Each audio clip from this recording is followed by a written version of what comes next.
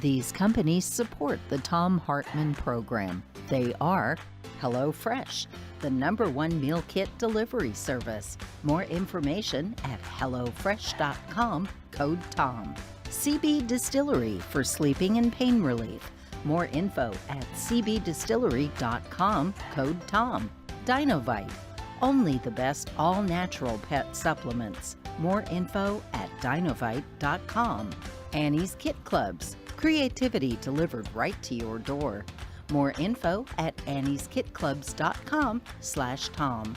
Wild Alaskan Company, delicious, sustainably sourced seafood delivered right to your door. More information at wildalaskancompany.com/Tom. And Mack Weldon, reinventing men's basics. More info at mackweldon.com/Tom.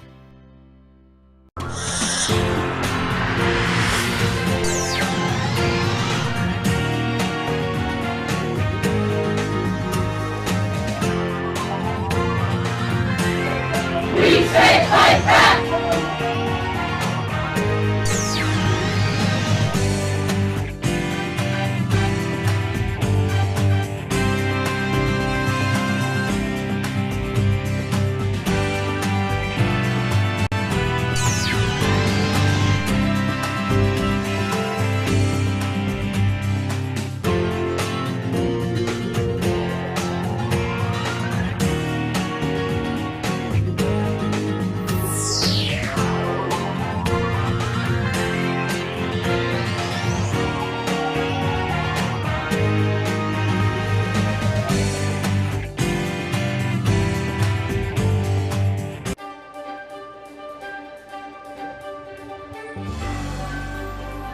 Our book today in the Thom Hartmann Book Club is Health Justice Now, Single Payer and What Comes Next by Timothy Faust. And this is from the introduction. A secret scream rings through America. It rings down the sterile fluorescent hallways of our hospitals. It rings over our rural towns and our native reservations. It rings through our prisons, the bellies of our great cities. It rings in our farms, in our fields, our streets and our sewers, our bodies and our blood.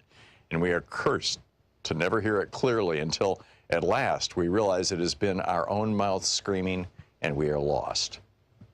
A child born today inherits in that secret a new American squalor, the skeletal remains of the American cities, the bleached bones of the American suburbs. This secret is a birthright of continual exploitation, pumped for labor and drained of cash and then punished for the resulting suffering. Punished for being hungry, punished for being sick, punished for being pregnant, punished for being poor, punished for being black or brown, punished for being queer, for being unlucky, for being. At the base of that suffering is lodged a little truth, like a knot in the stomach. In America, sickness makes you poor, and poorness makes you sick. This is a book about that relationship and why it happens, and why it's unnecessary, and what we can do to fix it. The cosmic whirling of God's great slot machine has not determined that some people are fated to suffer while others flourish. We have the resources to take care of everyone, and yet we refuse to do so. Your medical debt and medical bills are unnecessary, but we have chosen to make them necessary. These are structural problems with structural causes, and many of them share roots in how we pay for health care. This is a book about health care and health finance. They are different. Healthcare is anything that helps you stay safe and healthy. It's a kind of freedom from and within your own body. Health finance is the method by which we as a country pay for that freedom and by which we decide who gets to have it and who doesn't. Healthcare is more than what happens to you in the hospital. Healthcare is whether your home makes you sick, or your food makes you sick, or your environment makes you sick, or whether you have enough money to afford the things that keep you healthy. In America, the structure of corporate health care has convinced us that some people deserve health care and some people don't. This is a book about that corporate health finance, about private insurance and private insurers. For half a century, they've convinced us that they're the only things that keep us or could ever keep us from the utter financial ruination of illness. They've sold us different inadequate insurance plans and persuaded us that this is a form of great liberty, while chipping away at our freedoms for profit and holding our bodies and our children's bodies hostage. This is a book about single-payer health care, a health finance model in which we pool our abundant collective resources to provide health care to all people. It is a common model across the world. As we will discuss in this book, we have the potential not just to enact a single-payer program in America, but to build the greatest healthcare program among any so-called developed democracy. Here is my profession of faith. I believe beyond any doubt that single payer is demonstrably sound and imminently feasible. I believe a properly ambitious and well-structured single-payer program will do more than any other American social program of this generation to soothe the burns, to resuscitate the spirit, to nourish the moral will of the American people. I believe it will loosen the loathsome manacles of American health finance, an exploitative institution that profits by plundering from us our own bodily autonomy, and that anchors a larger exploitation that holds those whom we love as captive leverage to guarantee our servitude to abusive employers or domestic partners, to those who seek to dominate us both in the office and in the hospital.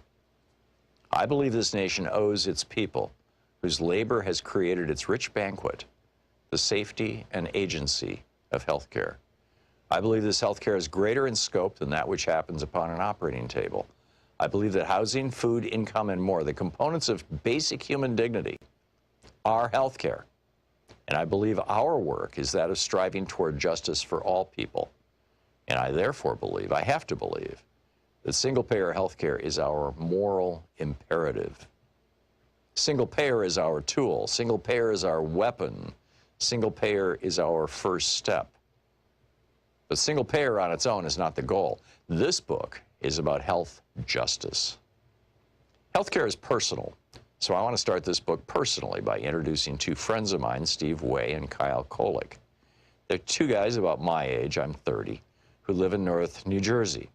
They're sweet, gentle people, and probably the most charismatic pair of friends I've met in my entire life. They make me laugh until my face hurts, and we like watching pro wrestling together. They're also being utterly broken by our American healthcare system, and it's keeping them from living their lives. This is the Thom Hartmann Program.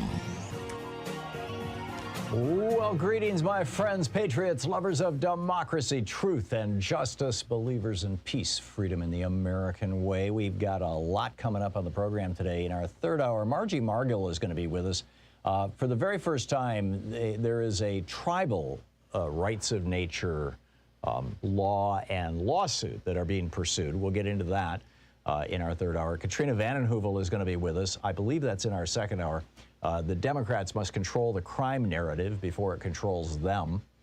I want to get into a conversation also about why are we starting to mandate everyone but right-wingers, whether it's masks or vaccines, well, masks mostly. Are we afraid of the right-wingers? I mean, is that what's going on? Are the bullies winning? We'll get into that in the second hour. Dean Baker is going to be here also in our second hour, the economist, the progressive economist. Is there a progressive case against quantitative easing? It sounds kind of wonky, but it's actually fascinating. This is how the rich are getting richer. And maybe it's helping us and maybe it's not. We'll get into that in our second hour. And in this hour, I want to get into neoliberalism, which was the topic of my main rant today over at HartmannReport.com, which again sounds wonky, but it's really not.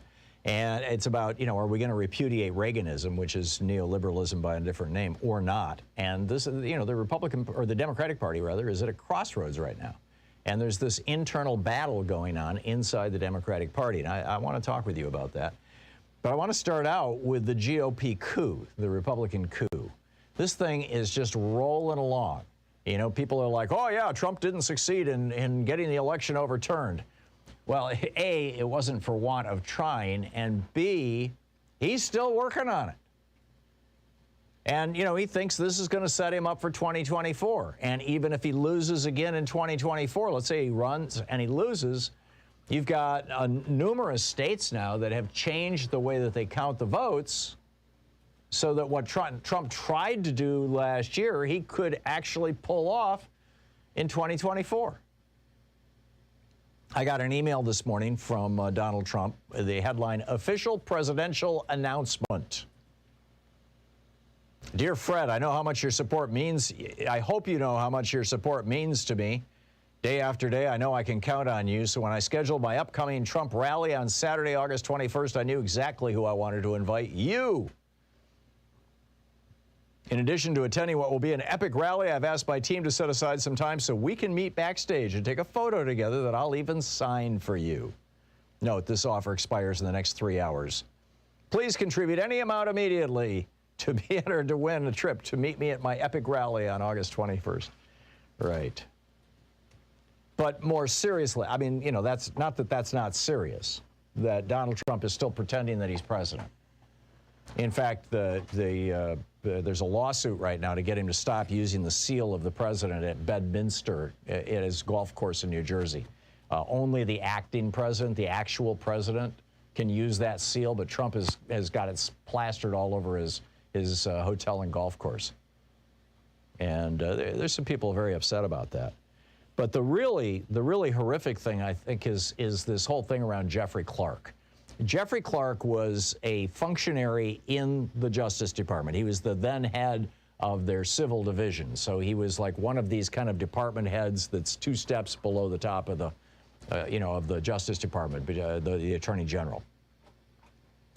And Tuesday afternoon, ABC News published this letter that Jeffrey Clark had written that he wanted to go out over the signature of the acting Attorney General, Mr. Rosen, Jeffrey Rosen, and Rosen refused to sign. But the letter basically said to the Georgia legislature and to the Georgia governor, call your, and the governor at this point, by the way, this was in January, the governor had already actually this was late December, the governor had already said, you know, the election is done. We've certified the election. We've had 3 recounts where there's no doubt about it. Georgia voted for Joe Biden.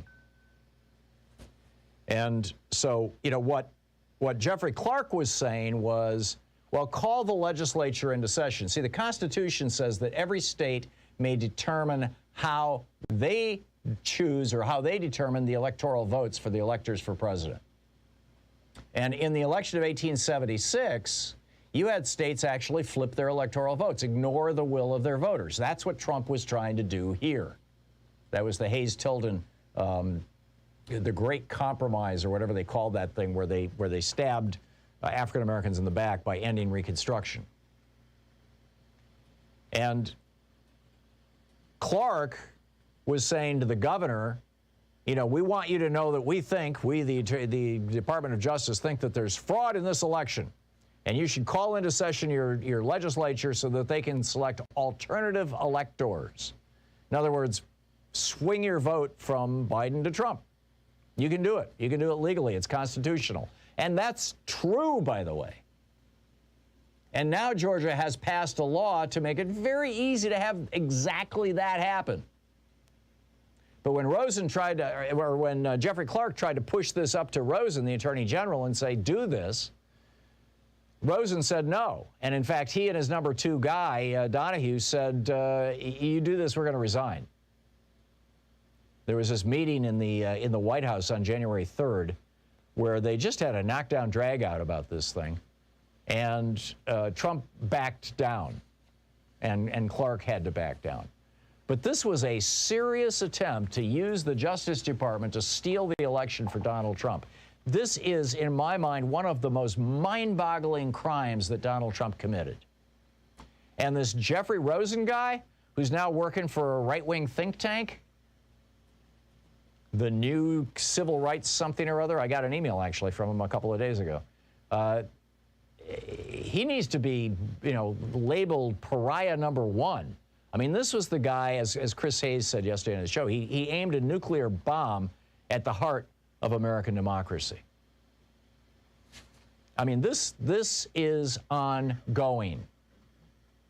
This has not stopped. This is not over. Meanwhile, here in Oregon, the Newburgh school board, Newburgh is this little town, you know, south and slightly west of us. Their school board got taken over by conservatives or QAnoners or something. And what was the first thing they did? They banned, there was an anti-racism resolution that an earlier school board had passed saying basically, you know, we don't want racism in our schools. We're going to punish kids for, you know, engaging in racism, and we're going to teach the history of race in America. They reversed that. They wiped out that resolution. And then they moved to ban political symbols, specifically including pride flags and Black Lives Matter posters from schools. Students can't wear them on T-shirts. They can't bring them to school. They can't do any of that. This is this ongoing slow-motion coup in which the hard right, funded, as Jane Mayer is pointing out in the New Yorker right now, funded by massive billion-dollar, you know, old money right-wing foundations, are doing everything they can to take down democracy in America and turn us back into a neo-feudal oligarchy. This is exactly what I was warning about when I published the Hidden History of American Oligarchy. Anyhow, I'm going to tell you about neoliberalism right after the break and what this means and what the potential harm it's doing to America. Well, the actual harm it's done to America right after this. This is the Thom Hartmann Program. And then, of course, we will pick up your calls and continue our conversation about these issues. Oh, and I got to tell you about what's going on with the right-wing websites, too. This is nuts. Stick around.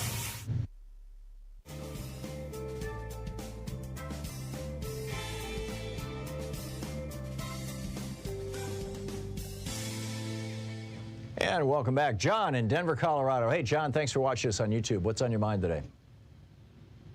Hey, Hey, Tom, good morning. I wanted to piggyback on your DOJ comments with what we found out about the Rosen memo in the last 2 days coming through the news. Sure, you need to get your mouth closer to the microphone, though, John. Oh, sure thing. Yeah. So it seems like we can now accurately describe and characterize the insurrectionists as traitors committing treason if this was an attempted coup. That was my premise for a comment that I made last night online, and I got my largest response that infuriated the radical right ever, because what I said was, it appears that the penalty for treason, if you want to be a traitor to the United States, is home detention and probation, yet the average marijuana conviction is much stiffer than that for people caught with marijuana. Right. And boy, did it blow up. And it surprised me. I wanted to know what we know some harsher sentences may be coming down in the future, but what are you thinking about the sentencing, and especially how it relates to the memo that you were just talking about? I think it's absolutely bizarre, John. Medea Benjamin is an old friend of mine, and she started this organization called Code Pink, and she's famous for like standing up in the gallery in the House of Representatives and unfurling banners, don't invade Iraq, or don't believe Bush's lies, or whatever, stuff like that. And the charge that has been brought against her and many of the people with Code Pink who collaborate with her, and other groups as well, the crime that they're charged with typically is disrupting Congress or trespass, which is it's the exact same charge that has been brought against about half of these rioters or these insurrectionists or these traitors who invaded the Capitol on January 6th. And frankly, I think that they should be charged with conspiracy, with criminal conspiracy, and many of them should be charged with sedition. You're using the word treason. I think treason is a little sharper knife. It's a little more specific and a lot harder probably to prove. But sedition is very straightforward. Sedition includes attempts to intimidate elected officials, attempts to change legislation by the use of force or threats of force, attempts to change the outcome of elections. I mean, there's just this whole collection of, I used to have in fact, I still have it. Yeah, here it is right here. This is 18 U.S. Code 2384, seditious conspiracy. If two or more persons in any state or territory conspire to overthrow, put down, or destroy by force the government of the United States, or to levy war against them, or to oppose by force the authority thereof, or by force to prevent, hinder, or delay the execution of any law of the United States, or by force to seize, take, or possess any property of the United States, they shall be fined under this title or imprisoned for not more than 20 years or both. There you go. And it seems like more than 599 people who have been charged already could be charged with that. It seems like thousands of people could be charged with that now, because I agree. We know correctly it is an attempted coup. And whether you meant to be part of a coup or not, F your feelings. You know what I'm saying? Mm-hmm. Yeah. Enough of the snowflakes already. These guys are well. Yeah, I'm with you, John. Thank you for the call. Very, very well said. And I think that seditious conspiracy law needs to be quoted more often, frankly. Anyhow, back to neoliberalism right after this break.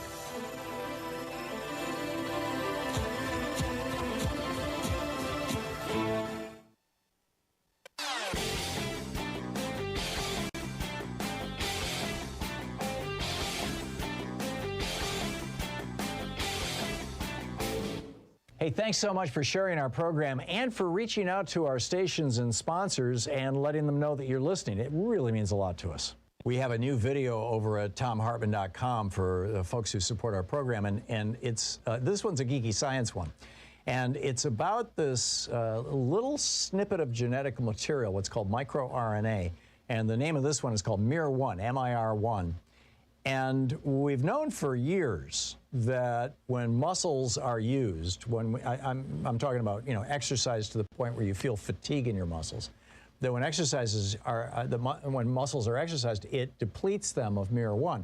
What they didn't know is where that MIR1 goes and what it does.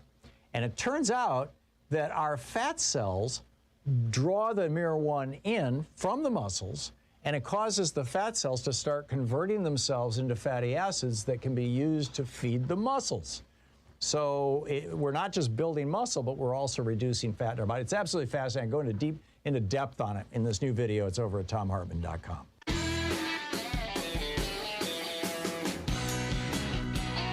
Welcome back. Let's talk about neoliberalism. People, it's a big word that means a couple of really, really simple things.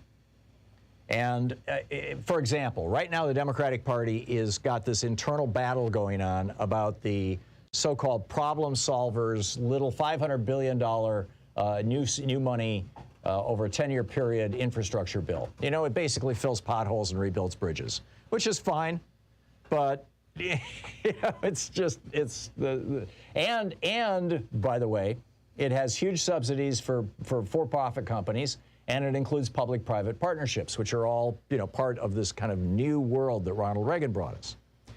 On the other hand, there's this $3.5 trillion bill that progressives are pushing that is really a reversion back to LBJ and FDR, to the classic progressive way of doing things. So what is neoliberalism? Well, neoliberalism includes free trade, economic austerity and tax cuts, and deregulation and privatization. Those basically 5 things in 3 categories. The free trade part, we were sold free trade by Reagan and his buddies as the end to wars. Thomas Friedman, in fact, came up with this thing called the McDonald's theory, that in the history of the world, no 2 countries that had McDonald's had ever gone to war with each other. Well, it turns out it's not true, but this was the sales pitch. If we simply do away with national borders with regard to money and with regard to corporations, we keep them on people, right? We don't want people moving across national borders, but we free up big money, billionaires and corporations, so that they can completely ignore national borders, then and our economy becomes so interdependent with, for example, China's economy, that we'll never go to war with China because, hey, we'd both be crazy to do that because who wants to crash our mutual economies? That was the theory. And it seemed to make a certain amount of sense, except now China is starting to look a little more belligerent. It was also supposed to eliminate poverty in the world. The theory was that, rich countries are protecting their workers and keeping wages high, and poor countries don't have, industries. So if we move some of those industries to the poor countries, they will, their workers, even though they're low wage right now, eventually they'll become middle class and they'll make more money, and the whole world will rise out of poverty. Well, there was a grain of truth to that, too. China now has a middle class that's larger than the entire population of the United States. Contrast that to when I was there in 1988. I spent November of 1988 in Beijing, and it was one incredibly poor country. There wasn't a single skyscraper in Beijing. The tallest building was the Hilton Hotel. It was 11 stories. But how do they get that rich? Well, we lost 50,000 factories. It gutted the American middle class. 10 years ago, we for the first time since the post-war era, we hit the point where fewer than half of Americans are in the middle class. Austerity, which is another part of this, was supposed to end crime, end ghettos, and cut poverty in America. Why? Because the theory went, as Reagan talked about, basically lazy people, which was Reagan's code for black people, are not working. They're staying in their ghettos, Reagan was saying, because they get paid to have babies, and we need to end that. And this is the neoliberal story, and so let's end welfare as we know it, and let's double down on tough crime penalties, 3 strikes and you're out, and things like that, to end the super predators in our cities. Reagan told this story of how upset good white people in line at the supermarket got when a strapping young buck whipped out his food stamps to pay for his beer and steak. Seriously. There's a link to it in the story if you want to read the actual thing. This was his male version of his welfare queen thing. And deregulation was supposed to let the magic of the marketplace work. And instead, what did it bring us? Deregulation brought us more poisoning. The Flint water crisis, for example, Well, this was the privatization part of it. Privatization was another piece of neoliberalism. Privatization, the whole Flint water crisis was the result of an effort to privatize the water supply of Flint. This is what Republican Governor Rick Snyder was up to in Michigan.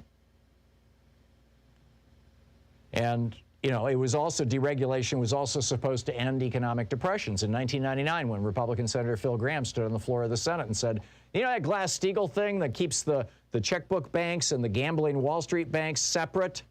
That worked out just fine, but we don't need that anymore. And so they blew it up, which brought us right to the 2008 Bush crash. Privatization was also supposed to make our power systems more resilient and our schools better. Right, and it's gutted our schools, and now California and Texas have rolling blackouts. But Reagan put this into law and into policy in 1981, and every president since Reagan, including the Democratic presidents, Clinton and Obama, have embraced neoliberalism. And now Joe Biden is seriously talking about rejecting large chunks of this neoliberal agenda. And that's the war we're seeing inside the Democratic Party right now, with the big infrastructure bill versus the small infrastructure bill. It's the neoliberals against the progressives.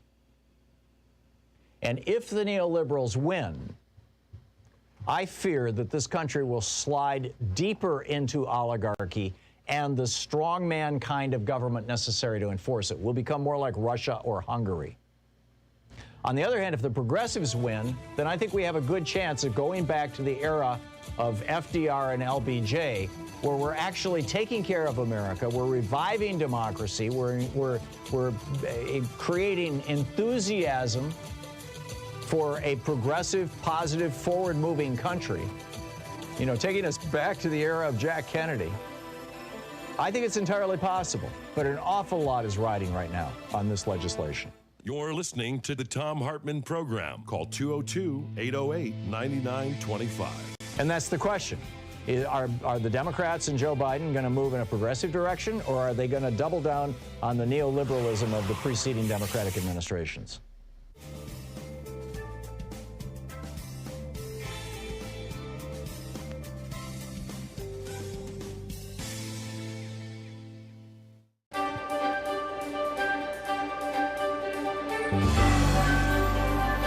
Our book today in the Thom Hartmann Book Club is Ezra Klein's new book, Why We're Polarized. This is from the introduction, and it's a couple pages into it. I'm starting out here. I have found that American politics is best understood by braiding two forms of knowledge that are often left separate: the direct, on-the-ground insights shared by politicians, activists, government officials, and other subjects of my reporting, and the more systemic analyses conducted by political scientists, sociologists, historians, and others with the time, methods, and expertise to study American politics at scale. On their own, political actors often ignore the incentives shaping their decisions, and academic researchers miss the human motivations that drive political decision-making. Together, however, they shine bright light on how and why American politics works the way it does. There's much awry in American politics, and I won't in this book attempt to catalog all of it. But I've come to believe the master story, the one that drives almost all divides and most fundamentally shapes the behavior of participants, is the logic of polarization. That logic, put simply, is this: to appeal to a more polarized public, political institutions and political actors behave in more polarized ways. As political institutions and actors become more polarized, they further polarize the public. This sets off a feedback cycle. To appeal to a yet more polarized public, institutions must polarize further. When faced with yet more polarized institutions, the public polarizes further, and so on. Understanding that we exist in relationship with our political institutions, that they are changed by us and we are changed by them, is the key to this story. We don't just use politics for our own ends. Politics uses us for its own ends. There are many different types of polarization possible, and I'll discuss some of them later in the book, but the locus of polarization I'll discuss is on political identity. And that requires saying a few words about a term that should be very useful in American politics, but that has become almost useless: identity politics. A core argument of this book is that everyone engaged in American politics is engaged in identity politics. This is not an insult, and it's not controversial. We form and fold identities constantly, naturally. Identity is present in politics in the way gravity, evolution, or cognition is present in politics. That is to say, it is omnipresent in politics because it is omnipresent in us. There is no way to read the literature on how humans form and protect their personal and group identities, literature I will survey in this book, and believe that any of us is immune. It runs so deep in our psyches, so activated so easily by even weak cues and distant threats, that it is impossible to speak seriously about how we engage with one another without discussing how our identities shape that engagement. Unfortunately, the term identity politics has been weaponized. It is most often used by speakers to describe politics as practiced by members of historically marginalized groups. If you're black and you're worried about police brutality, that's identity politics. If you're a woman and you're worried about the male-female pay gap, that's identity politics. But if you're a rural gun owner decrying universal background checks as tyranny, or a billionaire CEO complaining that high tax rates demonize success, or a Christian insisting on nativity scenes in public squares, well, that's just good old-fashioned politics. With a quick sleight of hand, identity becomes something that only marginalized groups have. The term identity politics in this usage obscures rather than illuminates. It's used to diminish and discredit the concerns of weaker groups by making them look self-interested, special pleading in order to clear the agenda for the concerns of stronger groups, which are framed as more rational, proper topics for normal political debate. But in wielding identity as a blade, we have lost it as a lens, blinding ourselves in a bid for political advantage. We're left searching in vain for what we refuse to allow ourselves to see. All politics is influenced by identity. Those identities are most powerful when they are so pervasive as to be either invisible or uncontroversial. American is an identity. So too is Christian. When politicians, including the irreligious, end speeches with "God bless America," it's not because they're making an appeal to a higher power, but because they're making an appeal to our bedrock identities. If you don't believe me, ask yourself why there are so few open atheists or even agnostics in national politics. This does not mean that politics is an equation solved by locating identity. Identity shapes our worldview, but it does not mechanistically decide it. And while we often speak of identity as a singular, it is always a dizzying plural. We have countless identities, some of them in active conflict with each other, others lying dormant until activated by threat or fortune. Much that happens in political campaigns is best understood as a struggle over which identities voters will inhabit come election day. Will they feel like workers exploited by their bosses, or heartlanders dismissed by coastal elites? Will they vote as patriotic traditionalists offended by NFL players who kneel during the national anthem, or as parents worried about the climate their children will inhabit? What we are often fighting over in American politics is group identity and status, fights that express themselves in debates over policy and power, but cannot be truly reconciled by either. Health policy is positive-sum, but identity conflict is zero-sum. The book Why We're Polarized by Ezra Klein.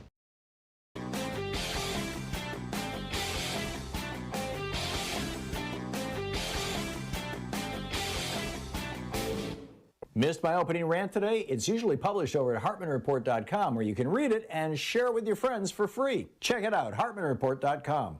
So, you know, we have our regular newsletter that you can find over at ThomHartmann.com that has Sue's Daily Stack in it, which lists a link to every article, every story that I talked about on, whatever it may be on the program that day. And then there's also my daily rant, which can come into your email box. No advertisements, no cost, over at HartmannReport.com.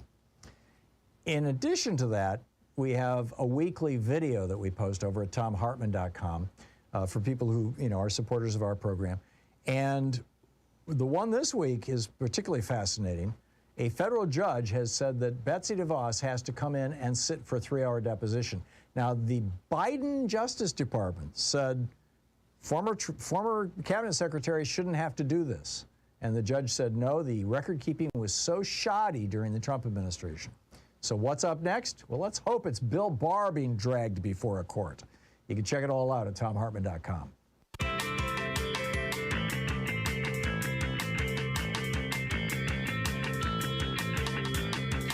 Welcome back. Thom Hartmann here with you. Just a couple of quick things here. A North Texas hospital, thank you, Joyce. A North Texas hospital has been denied their request to the state for additional assistance. They are overwhelmed with COVID. Texas and Florida, those two states account for 1/3 of all the new COVID cases. 6 southern red states account for more than half of all the new COVID cases in the United States. Hospitals in North Texas say this Carolyn Vandegrift, writing for the CBS local, the Dallas-Fort Worth CBS affiliate. Hospitals in North Texas say they need hundreds of additional staff to deal with a surge of COVID-19 cases, but the state has denied their requests for emergency personnel. And this is really grim. Meanwhile, the Texas Republican Party lost one of their senior officials. Scott Appley, he was a member of the State Republican Executive Committee, the very top level of the Republican Party in Texas. And a week ago, he posted on Facebook, 5 days ago, anti-vaccine messages. He's been doing this for 5 months now. For 5 months, regularly on Facebook, Scott Appley had been publishing stuff about, masks are a hoax, and don't worry about COVID, and the vaccine is dangerous, and all this kind of stuff. And, he died yesterday of COVID. But the kicker is that when the Republican Party put out their, we're sad to say that Scott Appley has died, that kind of stuff, they never once mentioned that he died of COVID. That said, if you don't think the right-wing sites are basically circling the wagons and pumping out every single day the meme of the day, just check this out. This is from Tuesday, August 3rd. These are the headlines over at thewriting.com with an R, not a W. Thewriting.com, they summarize, basically their top news headlines from the far right for the rest of us is their slogan. The Washington Times headline, COVID-19 has brought out the face mask Nazis. WorldNet Daily, the vaccine isn't working. Big league politics, top Biden advisor admits most face masks are not very effective. PJ Media, high noon of the Delta variant panic porn corral.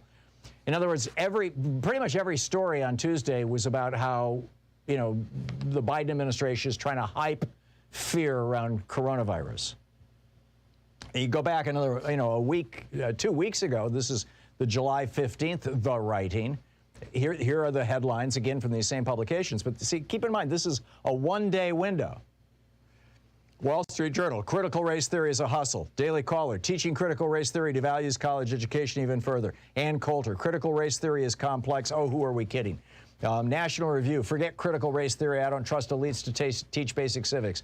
Red State, U.S. Naval Academy steams full speed ahead on critical race theory. Town Hall, reverse racism and other lies liberals tell. NOQ report, BLM blames America for Cuban suffering. Big League Politics, BLM organizer accused of molesting 62 kids. Fox News, Pentagon leaders are trying to hide the truth about illegal immigration. It's all about race. So it's like, just subscribing to The Writing gives you such an incredible insight, a window into the right-wing media architecture of the United States. Clearly, every single day, a major talking point is going out to all these folks or is being publicized someplace, and that becomes the talking point of the day that everybody writes to. It's just mind-boggling. Anyhow, picking up your phone calls here, Tom in Pittsburgh, Pennsylvania. Hey, Tom, what's on your mind? Tom, I wanted to talk to you about this rolling coup, and I know a lot of people have been talking about that the military has been infiltrated with QAnon and white supremacists. I think, giving everybody the COVID-19 shot's a good idea, and those that don't take it, you got their names? Let's look into their backgrounds. Let's see if they're QAnon or neo-Nazis or what. But those are the ones that seem to not want to take the vaccine. Yeah, there's a school in Texas that a private school that I believe it's a college that has figured out a way around. Texas has said you can't mandate vaccines, you can't mandate masks, and so what they're saying is you can choose to be vaccinated or not. However, we will be charging everybody. We will be testing. See, the one thing that the Republicans haven't blocked is mandating testing. We will be testing people every single week for COVID. And we will be charging you $500 for the test because of all the hassle and staff and buildings and testing equipment and everything associated with it. So every week you're going to have to show up and get tested, and every week you're going to have to pay us $500. However, if you've been vaccinated, you can skip all that. If you've not been vaccinated, however, show up every week. And so it's not a vaccine mandate, but it's causing people to go, oh, it's like, and similarly, the U.S. Virgin Islands just said cruise ships that are not 100% vaccinated may not even come into our port. And so now you've got cruise ships that are trying to leave out of Florida, where Governor DeSantis said you cannot mandate vaccines on a cruise ship. And they're having to notify all their passengers, sorry, I guess it looks like we're not going to stop at the Virgin Islands. I mean, it's just wild, all this stuff. But I agree with you. I think in the military, mandating vaccines is a really good, and the military always does this. I mean, part of basic training is getting like a dozen shots, so that you're vaccinated. Yeah, go ahead. But the ones in the military that don't want the vaccine, I think you need to look into them. They may be QAnon, they may be, white supremacists that believe, the vaccine is a hoax and everything. Mm-hmm. At least that gives us an idea of who these people are. If you look into their backgrounds, you can always purge them from the military. Oh, I get what you're saying. You're saying that their refusal to get vaccinated is a flag that they've bought into one of the right-wing cults. Exactly. Yeah, that makes perfect sense. And then from there, you can discharge them for, conduct not becoming or being subordinate or not following, the military leaders' directions to get vaccinated. Right. But at least you'll flag those people that may be in those groups that have joined the military, and have infiltrated it. Yeah, I get it, and I'm with you. Tom, thank you. That's brilliant. That's a good one. So some of the things on our table here to talk about: how is the Republican coup going to end? Do you think that Trump is going to go down in flames? Or is the Republican Party going to continue to embrace a Viktor Orban, Vladimir Putin style of neoliberalism that just, transforms America? The next step, the post-Reagan step, which brings up, how do you think neoliberalism is going to play out? I mean, and at what point do people actually wake up? Kevin in Ontario, Canada. Hey, Kevin, thanks for watching us on YouTube. What's on your mind today? Yes, I was wondering your thoughts on binary economics, Tom. I am not familiar with binary economics. I think it was originally by Louis Kelso. Robert Ashford also worked on it. It separates capital and labor. And the problem is the poor people, they don't have capital. And we need to get capital into their hands. So that they can So how do you do it? Have income. There's like ESOPs program, which employee shared ownership program. Right. Yes, that's one way. Well, so it sounds like this is a variation on co-ops. In my book Threshold, the last chapter, Louise and I went to Spain and visited the Mondragon worker co-op, which is a $5 billion multinational. Actually, I think it's like $45 billion now. The operation just in the city of Mondragon was $5 billion, and it's entirely worker-owned. That's more socialism. The other one was actually Louis Kelso. He wrote Capitalist Manifesto. Mm-hmm. So you're saying build this into capitalism rather than doing worker co-ops. Let workers buy into for-profit corporations that they work for as part of their compensation. Well, sometimes it's really hard to change this system. Sure. Like we want to tax the rich, right? That's not the right way to do it because it's very hard to tax them. They have loopholes, offshore banking accounts, and all that. Mm-hmm. So this is a way of giving average working people access to the same equity benefits that capitalists have. Yes, we all need to share in the resources of the country. Yeah, I like it, Kevin. You've given me something to spend some time with the search engine this afternoon. Thank you. Thank you very much for the call. It's nice to hear from you. I appreciate it. We'll be right back, 45 minutes past the hour. You're listening to Thom Hartmann. Visit thomhartmann.com for audio and video archives. Occupying the media 3 hours a day, 5 days a week. Thom Hartmann here with you. Back with your calls right after this.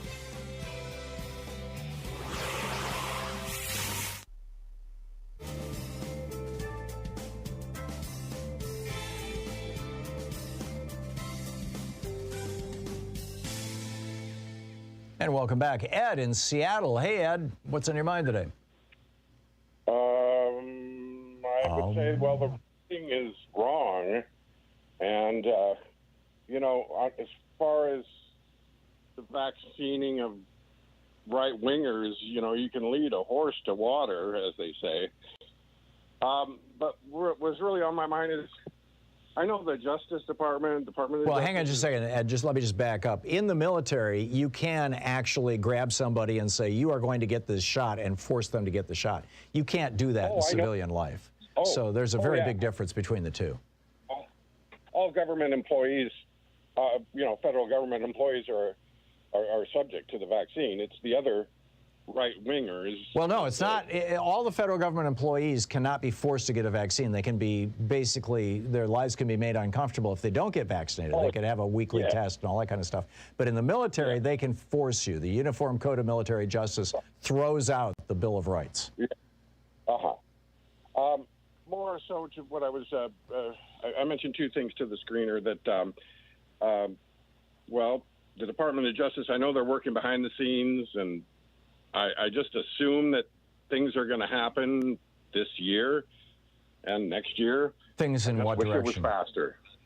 Things like what? Well, in prosecution of say Jeffrey Clark, William Barr, as you were saying, Steve Mnuchin. William Barr didn't go along with. I mean, he went along with a lot of Trump's crimes, and he covered up. You know, he covered up Trump's complicity in the whole Russia thing. You had 10 specific examples of Trump committing obstruction of justice in the Mueller report.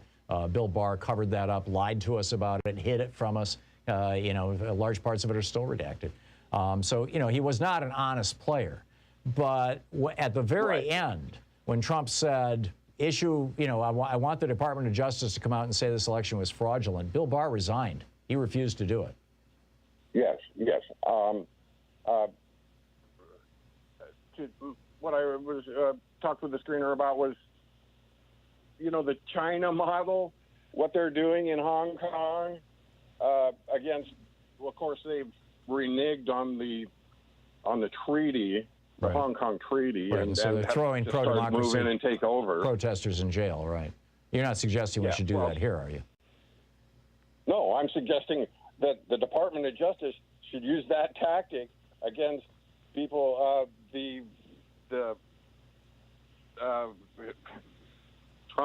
former Trump administration officials, to just bring them to account and quickly, as is done in. I would not, Ed. Man, I have been in China a couple of times. It's and other authoritarian countries as well. It's grim. We do not want to use them as a role model. But I don't think that there's a shortage of actual law. I mean, I quoted this earlier. You know, the U.S. Code 18 U.S. Code 2384, seditious conspiracy. If two or more persons in any state or territory, blah-de-blah-de-blah, prevent, hinder, or delay the execution of any law of the United States, you know, they're guilty of seditious conspiracy, and they can go to prison for 20 years. I think we need to be using this law. I would say there's many people that would like to see that happen faster. Yeah, I think I agree with you, Ed. Ed, thank you. Yeah, the Justice Department under Garland, on the one hand, has not been as aggressive as many of us would like. On the other hand, if it were more aggressive, I think you could build a case that it was being politicized, and we don't want that. So it's a tough one.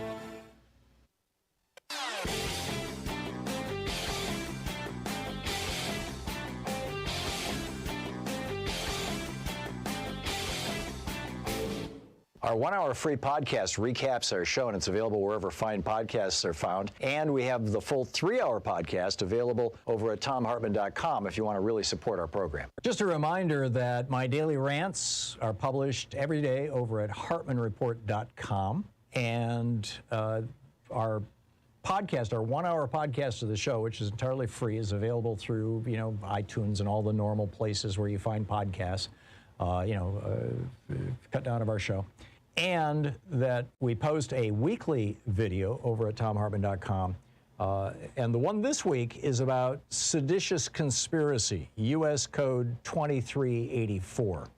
And the argument I'm making is that this law, which imposes 20 years in prison to, by force, prevent, hinder, or delay the execution of any law of the United States, end quote, is something that we should be seriously considering dusting off and applying to not just the people who showed up on January 6th, but the people who sent them there. Check it out, ThomHartmann.com.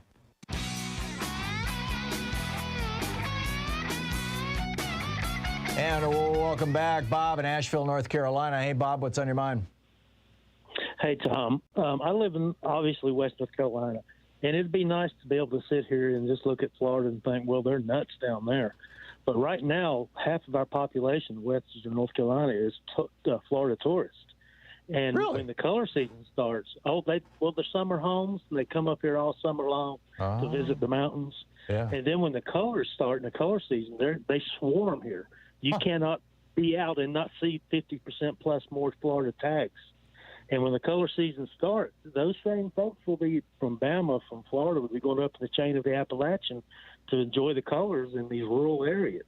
And these rural areas have tiny hospitals barely keeping afloat.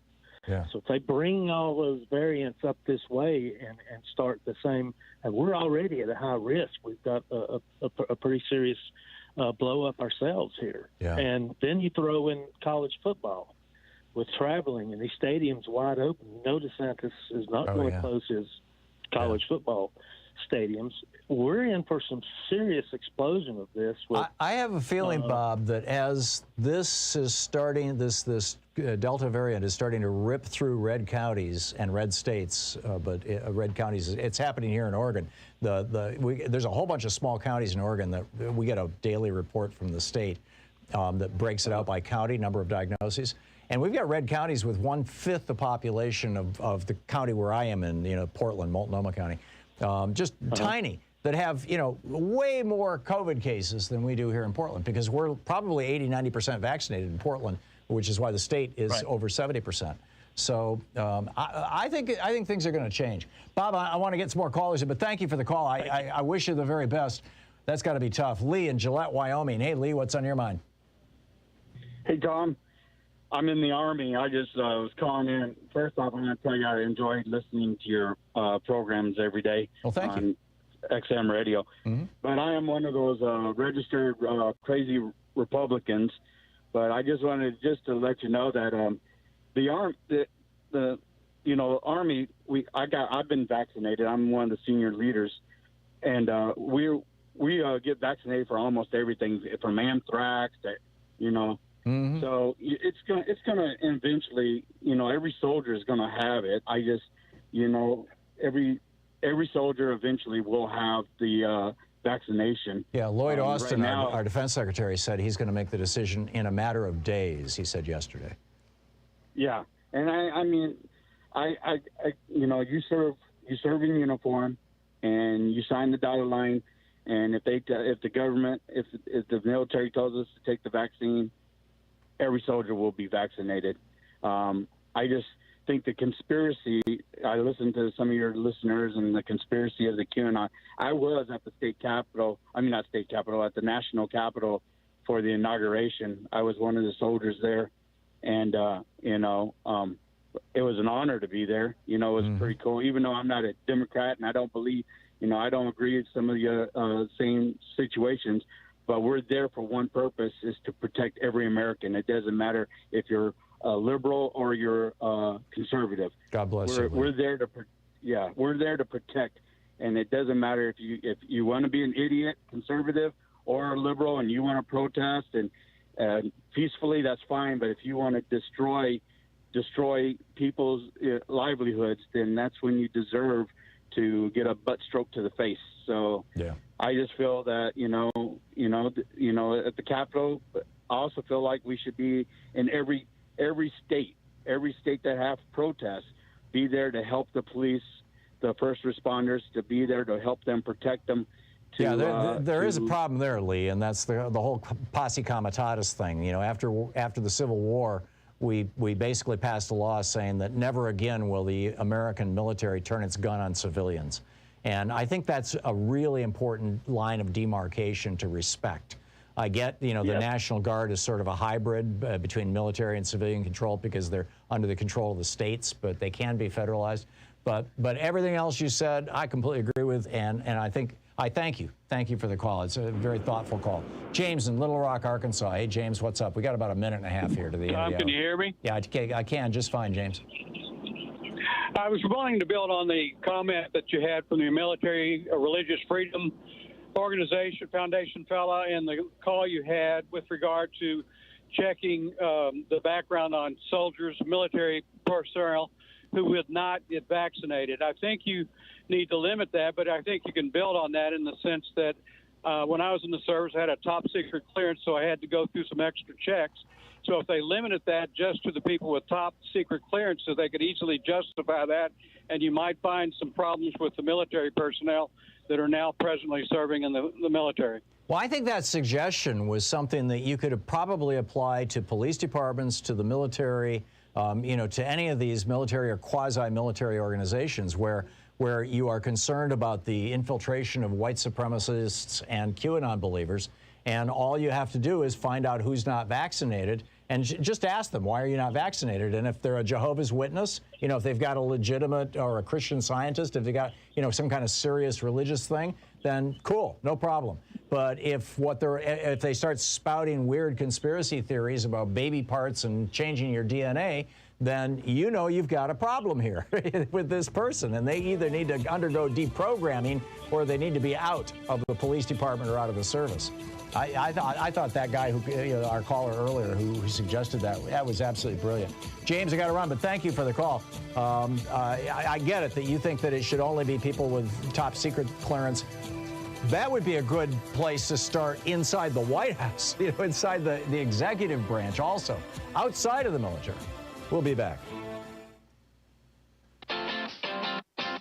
You're listening to Thom Hartmann.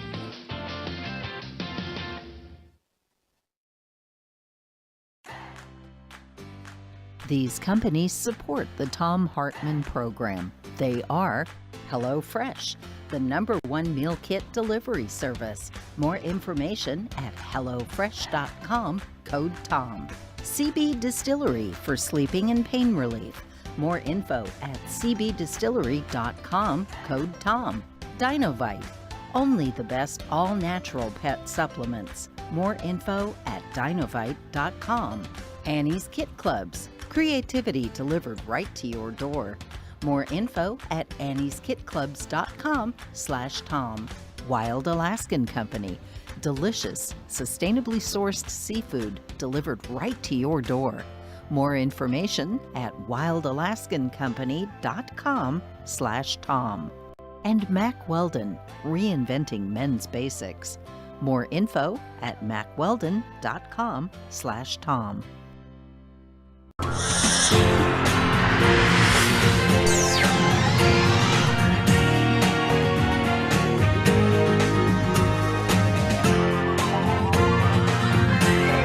We say fight back!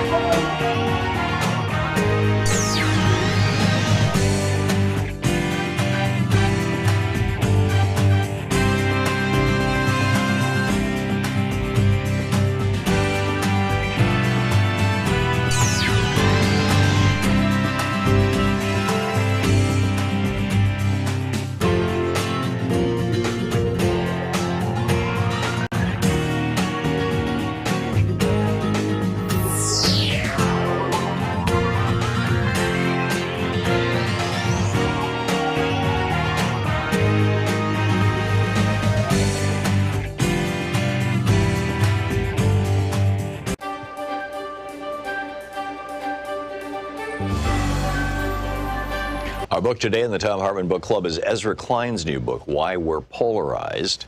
This is from the introduction, and it's a couple pages into it. I'm starting out here. I have found that American politics is best understood by braiding two forms of knowledge that are often left separate: the direct, on-the-ground insights shared by politicians, activists, government officials, and other subjects of my reporting, and the more systemic analyses conducted by political scientists, sociologists, historians, and others with the time, methods, and expertise to study American politics at scale. On their own, political actors often ignore the incentives shaping their decisions, and academic researchers miss the human motivations that drive political decision-making. Together, however, they shine bright light on how and why American politics works the way it does. There's much awry in American politics, and I won't in this book attempt to catalog all of it. But I've come to believe the master story, the one that drives almost all divides and most fundamentally shapes the behavior of participants, is the logic of polarization. That logic, put simply, is this: to appeal to a more polarized public, political institutions and political actors behave in more polarized ways. As political institutions and actors become more polarized, they further polarize the public. This sets off a feedback cycle. To appeal to a yet more polarized public, institutions must polarize further.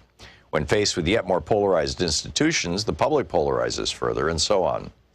Understanding that we exist in relationship with our political institutions, that they are changed by us and we are changed by them, is the key to this story. We don't just use politics for our own ends. Politics uses us for its own ends. There are many different types of polarization possible, and I'll discuss some of them later in the book, but the locus of polarization I'll discuss is on political identity. And that requires saying a few words about a term that should be very useful in American politics, but that has become almost useless: identity politics. A core argument of this book is that everyone engaged in American politics is engaged in identity politics. This is not an insult, and it's not controversial. We form and fold identities constantly, naturally. Identity is present in politics in the way gravity, evolution, or cognition is present in politics. That is to say, it is omnipresent in politics because it is omnipresent in us. There is no way to read the literature on how humans form and protect their personal and group identities, literature I will survey in this book, and believe that any of us is immune. It runs so deep in our psyches, so activated so easily by even weak cues and distant threats, that it is impossible to speak seriously about how we engage with one another without discussing how our identities shape that engagement. Unfortunately, the term identity politics has been weaponized. It is most often used by speakers to describe politics as practiced by members of historically marginalized groups. If you're black and you're worried about police brutality, that's identity politics. If you're a woman and you're worried about the male-female pay gap, that's identity politics. But if you're a rural gun owner decrying universal background checks as tyranny, or a billionaire CEO complaining that high tax rates demonize success, or a Christian insisting on nativity scenes in public squares, well, that's just good old-fashioned politics. With a quick sleight of hand, identity becomes something that only marginalized groups have. The term identity politics in this usage obscures rather than illuminates. It's used to diminish and discredit the concerns of weaker groups by making them look self-interested. Special pleading in order to clear the agenda for the concerns of stronger groups, which are framed as more rational, proper topics for normal political debate. But in wielding identity as a blade, we have lost it as a lens, blinding ourselves in a bid for political advantage. We're left searching in vain for what we refuse to allow ourselves to see. All politics is influenced by identity. Those identities are most powerful when they are so pervasive as to be either invisible or uncontroversial. American is an identity. So too is Christian. When politicians, including the irreligious, end speeches with "God bless America," it's not because they're making an appeal to a higher power, but because they're making an appeal to our bedrock identities.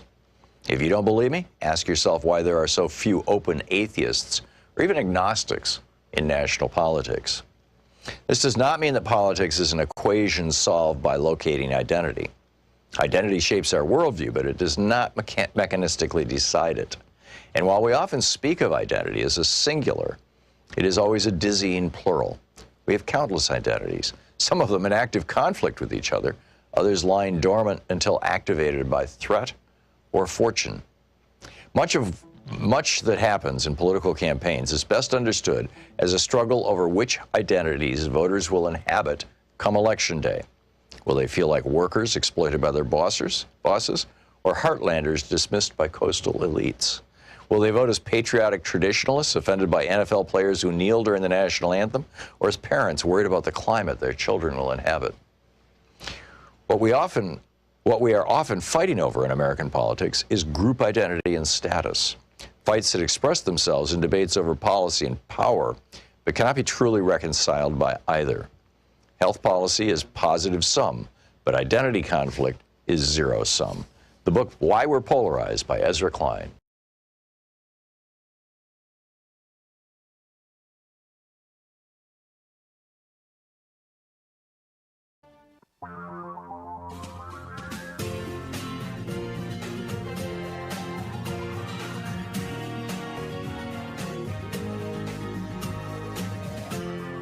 This is the Thom Hartmann Program. Hey, let's rock some quantitative easing. On the line with us is Dean Baker, the co-founder and senior economist at the Center for Economic and Policy Research. CEPR.net is the website. You can tweet him at CEPRDC or Dean Baker 13. Dean, welcome back. It's been a while since we've talked, and I find your analysis on quantitative easing, which, please everybody, don't glaze over your eyes with these, these economic phrases. This is actually a big deal. This impacts all of us. First of all, welcome to the program. Thanks so much for being with us today. Yeah, well, thanks for having me on again, Tom. Oh, it's always a pleasure. So quantitative easing, basically, down to the bottom line here, is when the Fed starts buying bonds, including now corporate bonds, which, back during the World War II, you point out, they were buying federal government bonds, but now they're buying corporate bonds as well. And this kind of lifts the stock market and lifts corporate profits, in particular, because their bonds are being purchased. And that seems like it would only benefit rich people. You want to give us a little more of a deep dive into what they're doing and why it's of consequence to all of us? Yeah, quantitative easing really has gotten a bad bill for exactly the story. People have given the story you said, which is partly accurate. But let me go through a little more background. Sure.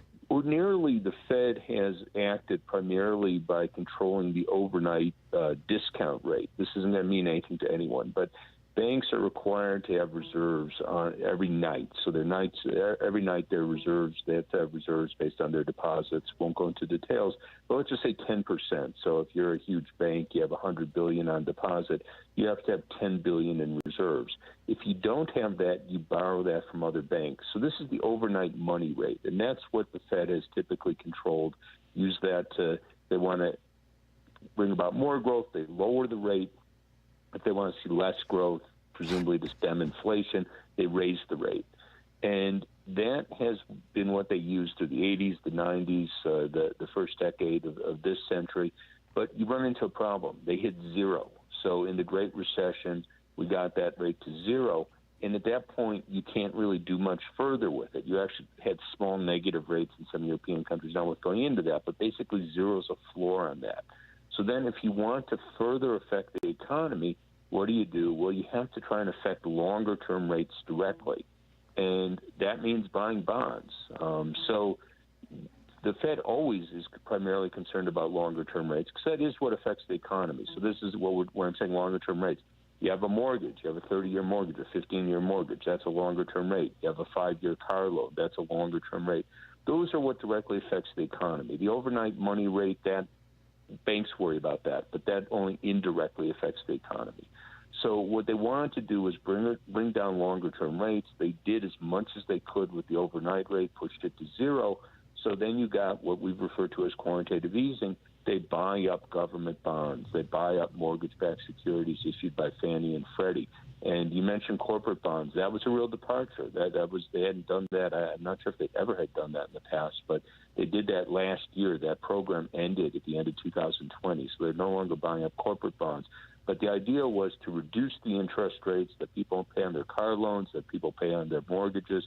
If they have credit card debt, reduces the interest rate people pay on credit card debt. And this creates more jobs.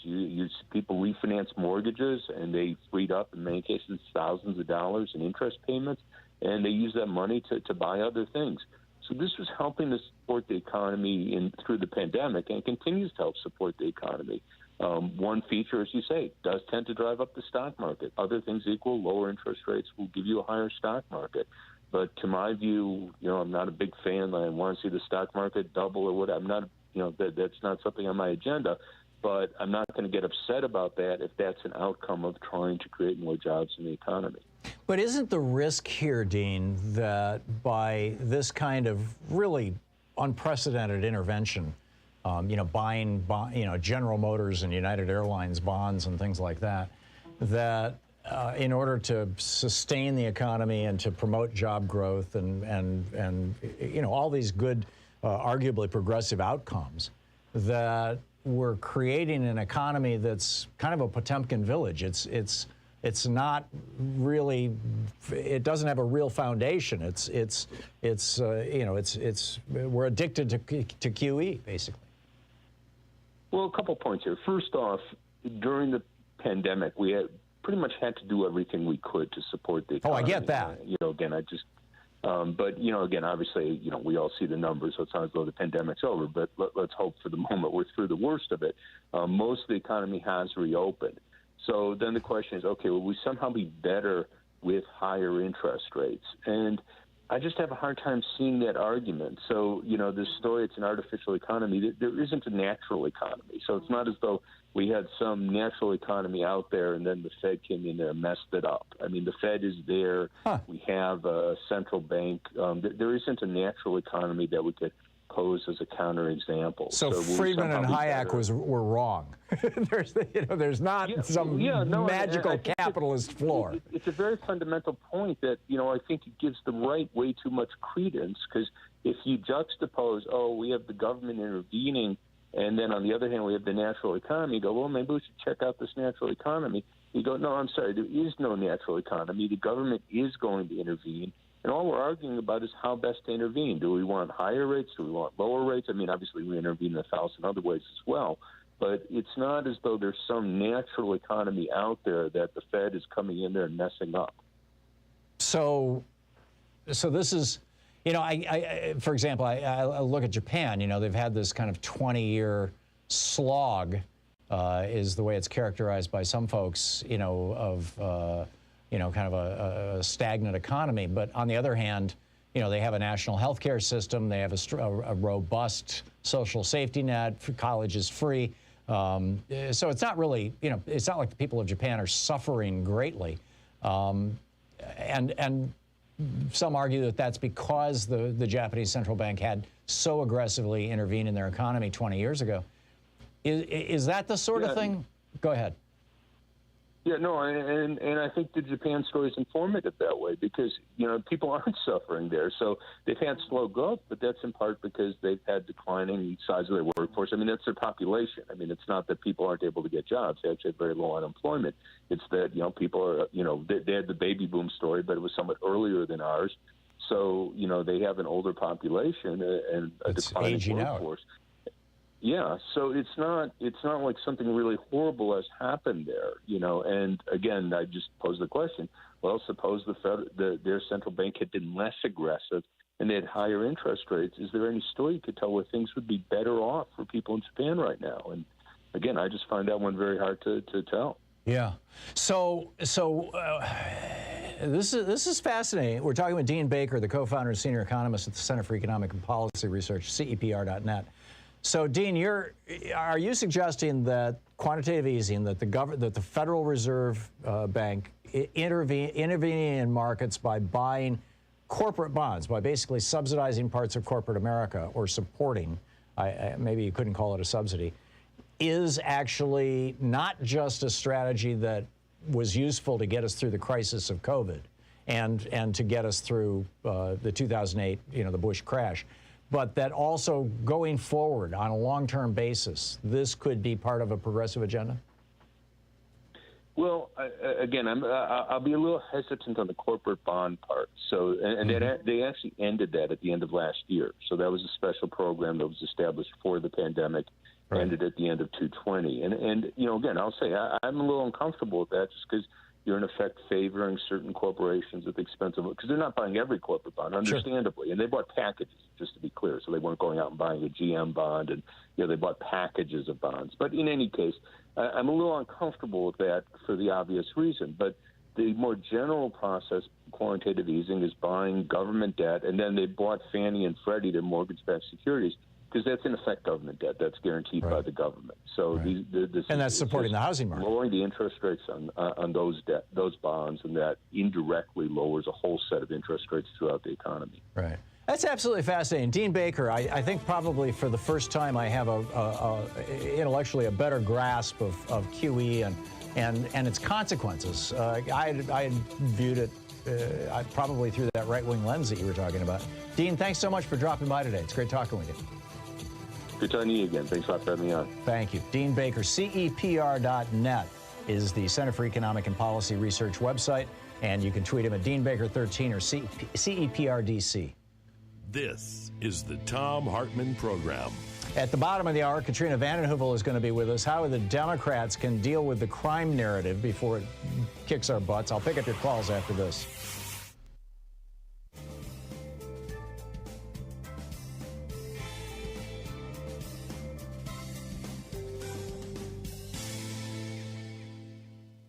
And welcome back.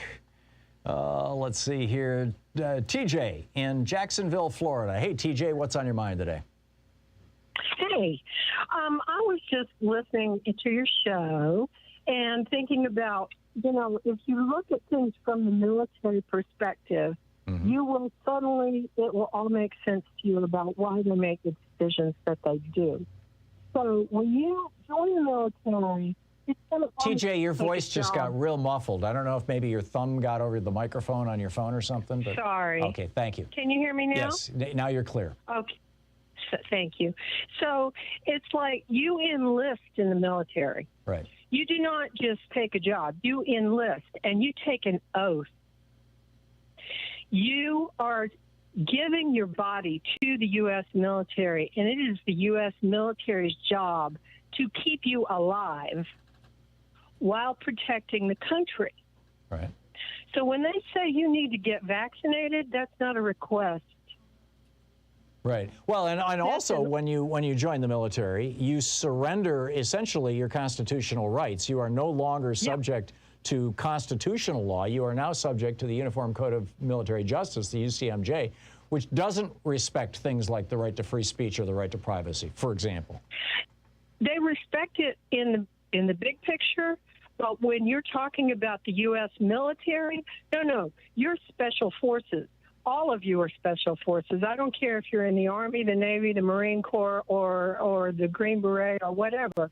You are special.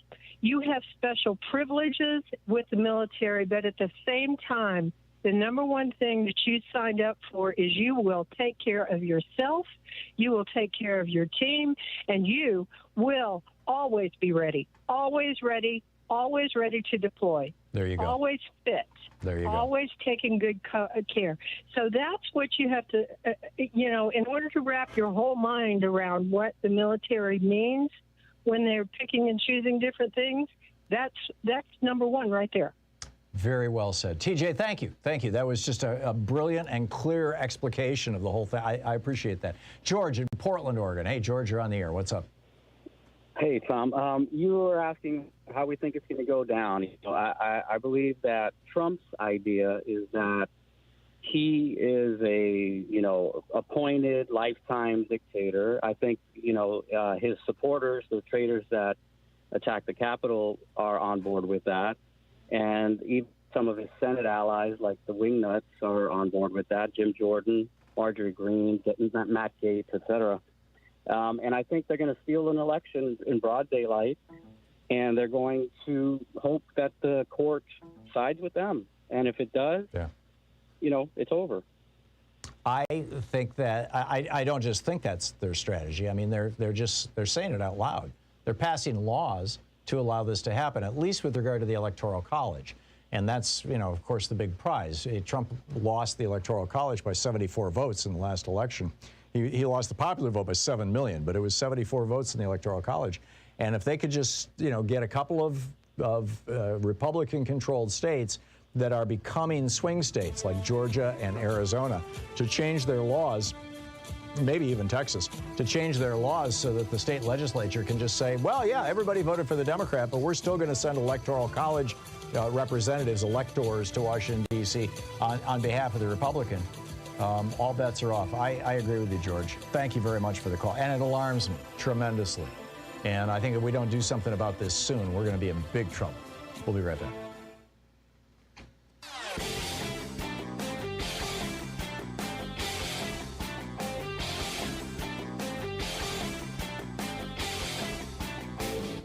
Change starts with you. You can be calling your Democratic or Republican representatives to let them know what you think by calling 202-224-3121. It's the Capitol switchboard. It'll get you right through to them. We try to have a lot of content over at ThomHartmann.com. And, of course, every day my daily rant goes up at HartmannReport.com. No advertising, no fee or anything like that. You can even get it pushed out to your email box for free. But we also have, podcasts available that are free through wherever your favorite podcast provider may be, or the full 3-hour program. It's a 1-hour podcast, the one that's free out there. There's also the 3-hour podcast available at ThomHartmann.com.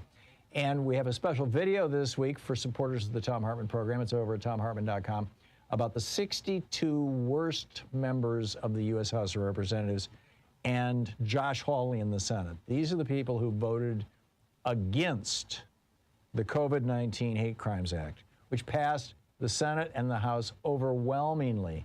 But these 62 members of the House did what is just awful. You can check it out at ThomHartmann.com.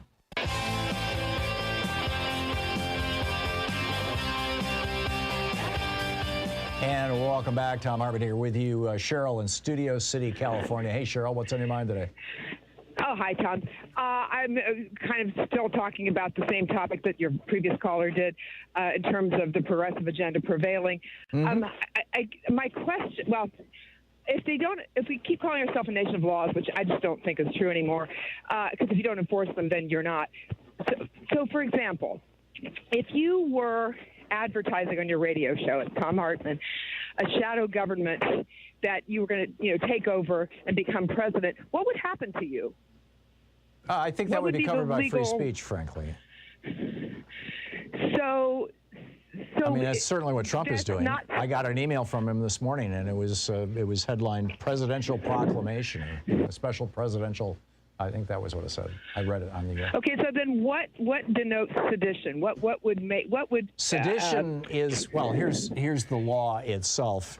2 or more persons in any state or territory who oppose by force the authority of the United States or by force prevent, hinder, or delay the execution of any law of the United States, or by force seize, take, or possess any property of the United States. The key to that is that in every one of the clauses in that, the word by force precedes it. Shall be fined under this title or imprisoned not more than 20 years.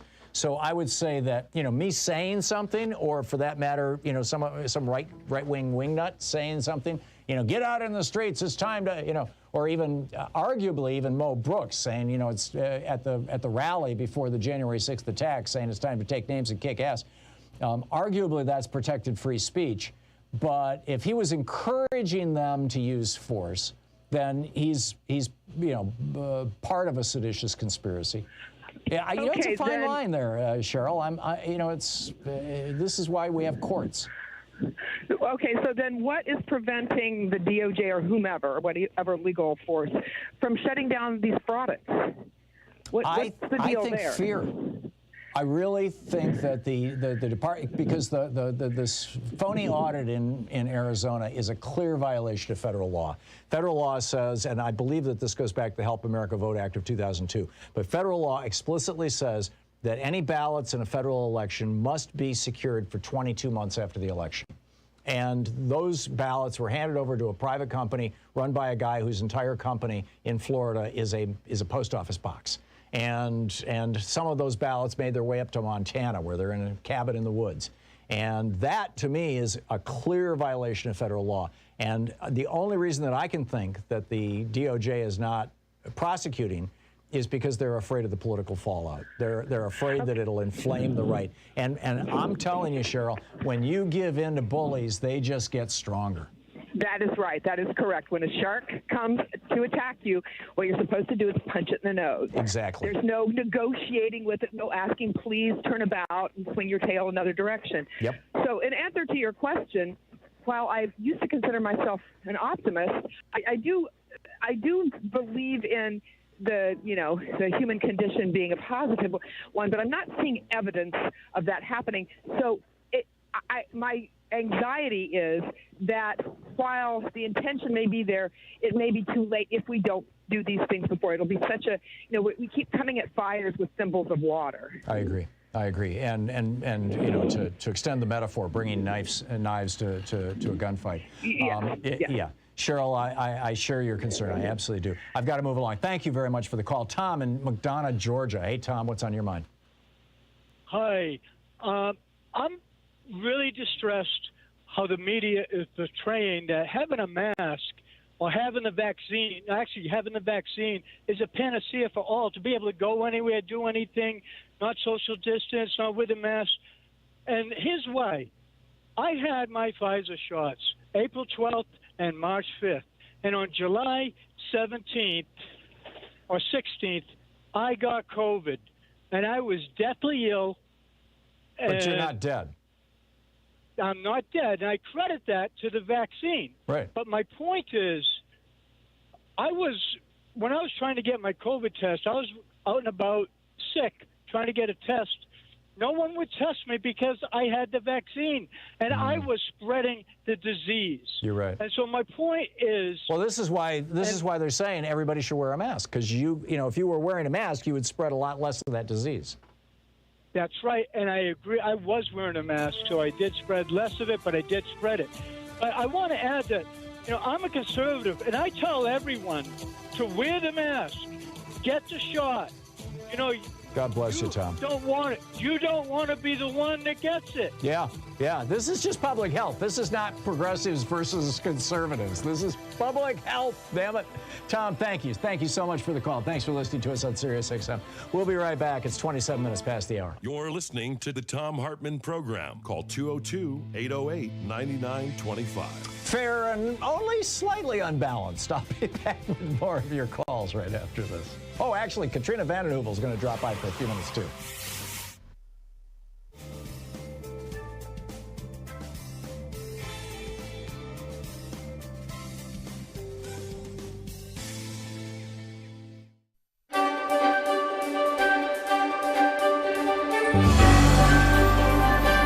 Our book for today is Kickback, Exposing the Global Corporate Bribery Network by David Montero.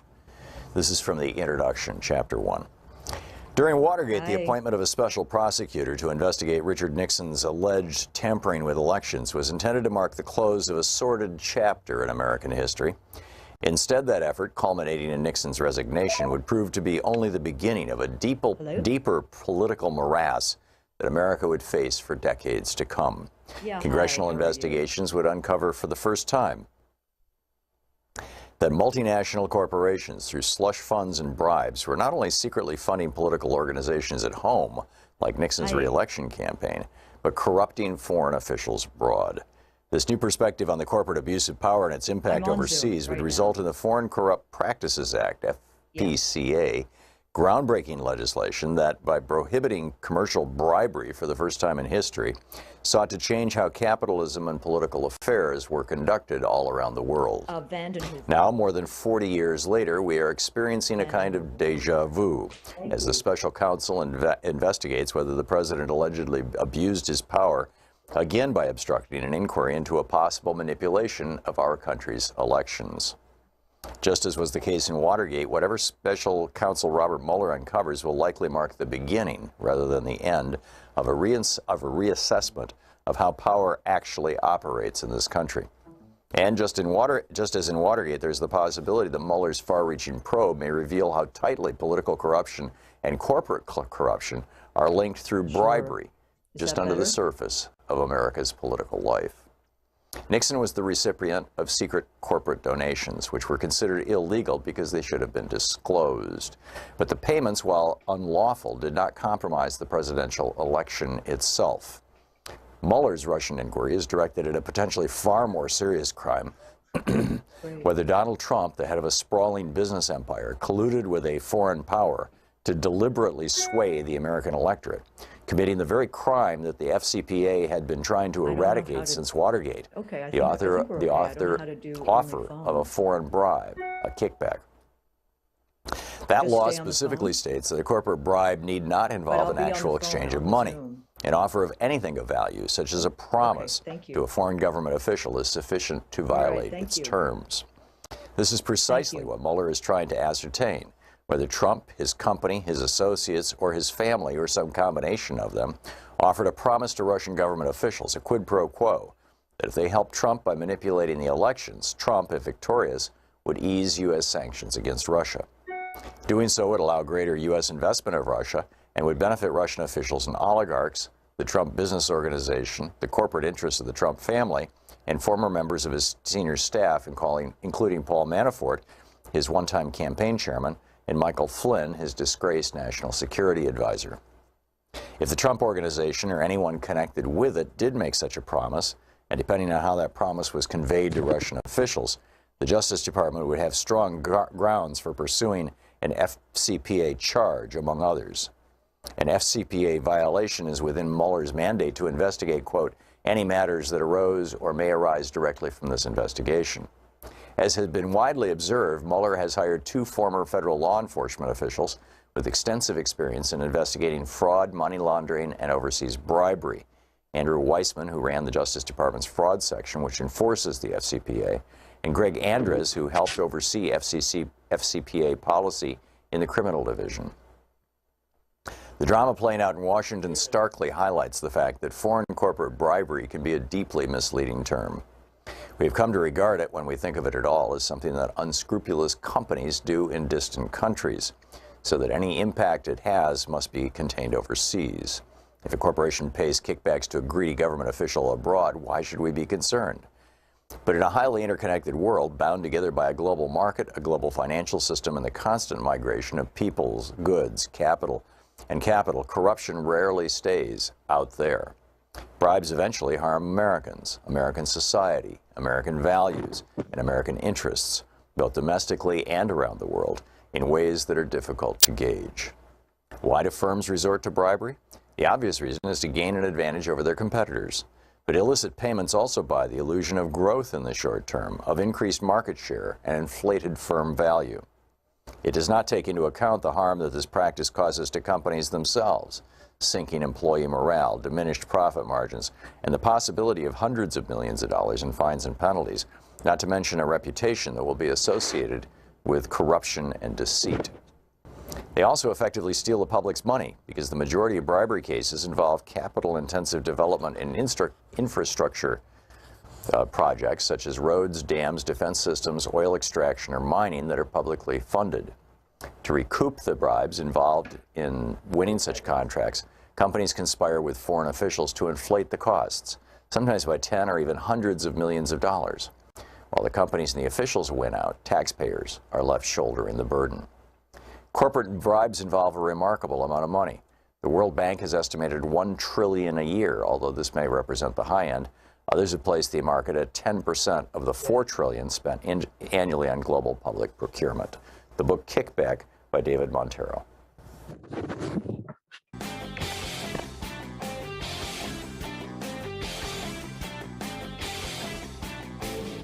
Share the Thom Hartmann Program with your friends. We're available on SiriusXM, Free Speech TV, Pacifica, commercial stations nationwide, YouTube, Twitter, Facebook, on the Thom Hartmann app, and you can even tell your smart speaker to listen to the Thom Hartmann Program.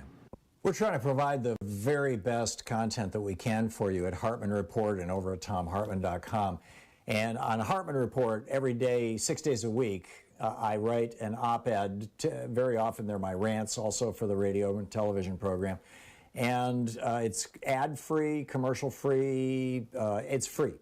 You can sign up. It'll get pushed into your email box. Check it out at hartmannreport.com. And, of course, over at thomhartmann.com, We have our weekly video that we put up every week that does a deeper dive for people who are members of our program of ThomHartmann.com. And the one this week is about this Special Inspector General for Afghanistan Reconstruction, SIGAR, their new report that almost 20 million Afghans are on the verge of starvation and nobody's talking about it. Check it out at ThomHartmann.com.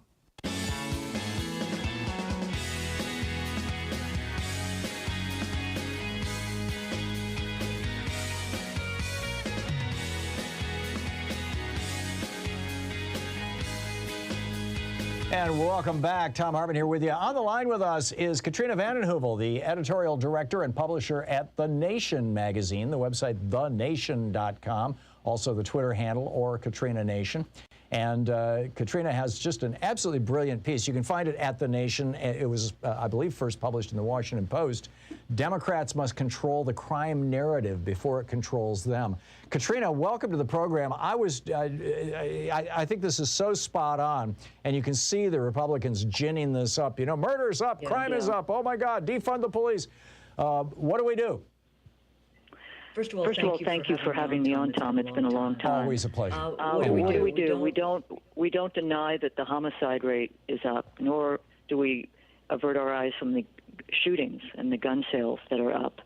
I think what we do as progressives is lay out a bold, empathetic set of issues and policies that will sound real to people in communities demanding public safety, but not go back to the old, obsolete, outdated, failed playbook of more policing, of more incarceration, of more spending on policing.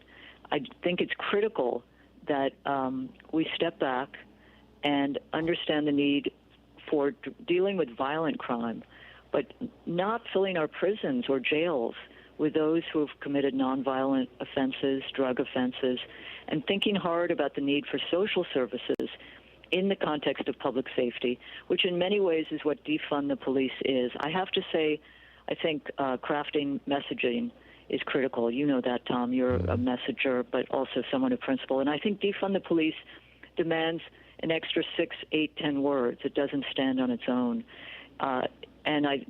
When you spell it out, people say, yeah, we don't need more policing. We need more services. We need more nonviolent public safety measures in our community. So I think we need to lay that out and be firm about it. And the polls show people don't seek, more mass incarceration. They want rehabilitation. My last point is there's a transpartisan element here. I think the Koch brothers are defunding our democracy in many ways, but there is a belief that we're not, the filling of prisons is counterproductive. Mm-hmm. I do think we need more reforms, like bail reform. And I think we're in a battle of narrative because the right, not just the right, blames those reforms for increase in crime, which is not true if one looks hard at it. Right. So the message should be some variation on defund police violence rather than defund the police. And let's put... It should be, I think you need public safety. And how do you best achieve public safety? The wave of progressive prosecutors, DAs across the country, Tom, something you may have covered on your program, I think is a very important wave. Whether it's Larry Krasner in Philadelphia, who won quite handily, Chesa Boudin, these are the best known. But there are people in Baltimore, I think it's Marilyn Mosby, in St. Louis, and around the country in small places in Texas, who understand that without bail reform, without more social services, without handling violent crime, which is about maybe 4%, so that you have a chance, without de-escalating nonviolent crime, without putting that into a paradigm of incarceration, you have more chance to deal with violent crime. So I think there's a common sense, progressive pragmatism that we're seeing, and I would encourage your viewers to support these DAs because they are seeing it from inside and have allies outside. I'm reading in the local media that you can't buy ammunition right now in large chunks of Oregon, and that this is because everybody's buying it, and guns as well. The price of guns are going up, and that this is a national phenomenon, much as it was in early 2009, right after Obama was elected, and then again in 2012 when he was reelected. There were these massive nationwide gun and ammunition shortages. And that last year was the biggest year for gun sales in the history of the country. My recollection is 30 or 40 million guns were sold. I mean, you're right at the nexus of progressive media at thenation.com. We're talking with Katrina vanden Heuvel, the editorial director and publisher of The Nation magazine. Has anybody done an analysis of the correlation and perhaps even causation, the association in any case, between the number of guns in circulation and the homicide rate? Very, very, very good idea. I've seen some media analysis of the stories. That's very different than data causation. But how can you look at Chicago, for example, where on any given weekend, 40, 50, 60 people killed in gun shootings, and not see some causality? It is the case that states with background gun checks do a little better, but the sale of guns is part of the kind of, the right-wing nationalist politics that, we're experiencing. I mean, there is a feeling, though I think we need to talk to people as much as we can, that there's a civil war underway in this underway in this country. A whole bunch of people. As you pointed out, Obama's election, the fear, the wrongly stoked fear that the guns were going to be taken away from you, moves people to take action. I don't know how much of it is the public safety piece. I mean, Chicago is awash in guns, and they're coming from Indiana. Jesse Jackson, coming from Indiana and coming from states with the background checks are inadequate to the extreme. Jesse Jackson would come into our office every 6 months to talk to us about the state of the nation and, jobs in, guns out. Instead, we're getting guns in, jobs out. Yeah. And I think some of that plays a role, especially in this post-pandemic, not post-pandemic, in the pandemic era.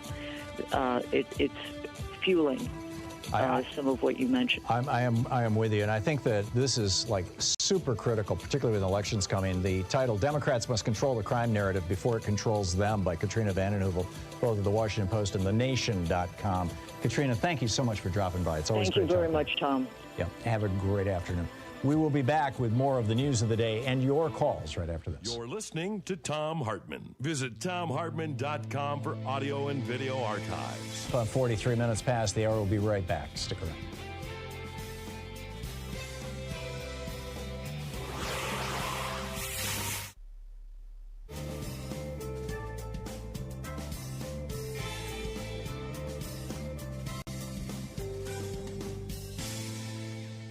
And welcome back. Bill in Warrenton, Missouri. Hey, Bill, thanks for watching Free Speech TV. What's up?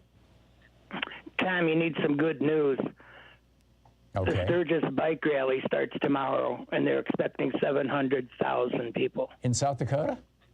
Yes. Oh, my God. They're going to do it again? Yes. And last year's 250,000, because of COVID. I saw a thing on CNN. They said they're expecting 700,000. And Kristi Noem is the Republican governor of South Dakota, is still insisting that not having mask mandates, not having vaccines, don't worry, be happy. And the last time this happened, a year ago, the Sturgis bike rally was responsible for several 100,000 fairly easily identified cases of COVID, followed by thousands of deaths. So imagine what it's going to be with the Delta. Yeah.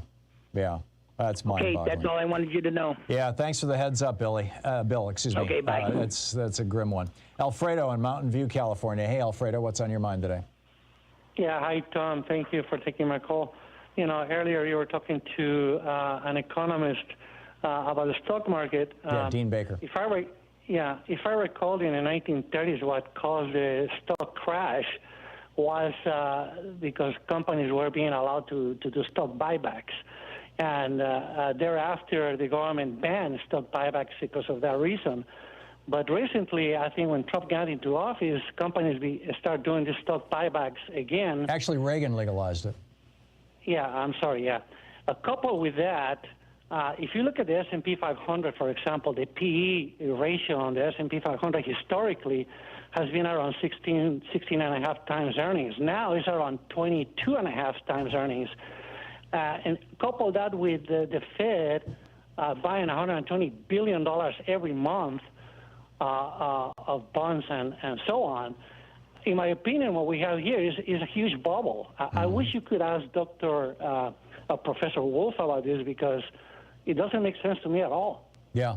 Yeah, Professor Wolf was on vacation this week. I think that, I'll just give you my personal opinion for what it's worth. You're right, the PE ratio is higher than normal, which is an indicator of an overbought market, I believe. I always mix up overbought and oversold. Too many people jumping into the stock market with too much money right now. But the problem is that because you can't, my savings account in the bank is paying me like 4 cents a month. It's like nothing, right? You can't. There's no place else to put your money right now. And but so the companies cannot justify the earnings in the future, because 22 times earnings is ridiculous. How can they maintain that? It's unsustainable. So, well, it's a reflection of the demand in the marketplace for stocks, for equities. Yeah, yeah. And as long as there's that demand, if we start having inflation, I think this is why they're saying, if inflation starts going up and thus interest rates start going up to try to tame it, as interest rates go up, then the amount of money that they pay on CDs and savings accounts and money market funds will go up, and people will start moving money out of the stock market and into bonds and other financial instruments just to get safe interest. And that will then deflate that demand for stocks, and the PE ratio will go back down to 16, somewhere in that neighborhood. I think when the Fed pulls out all this money out of this economy, that bubble is going to deflate, I think. I agree. But Alfredo, what Dean was saying is they're never going to do it, which is where it gets real interesting. Alfredo, I got to run, but thank you for the call.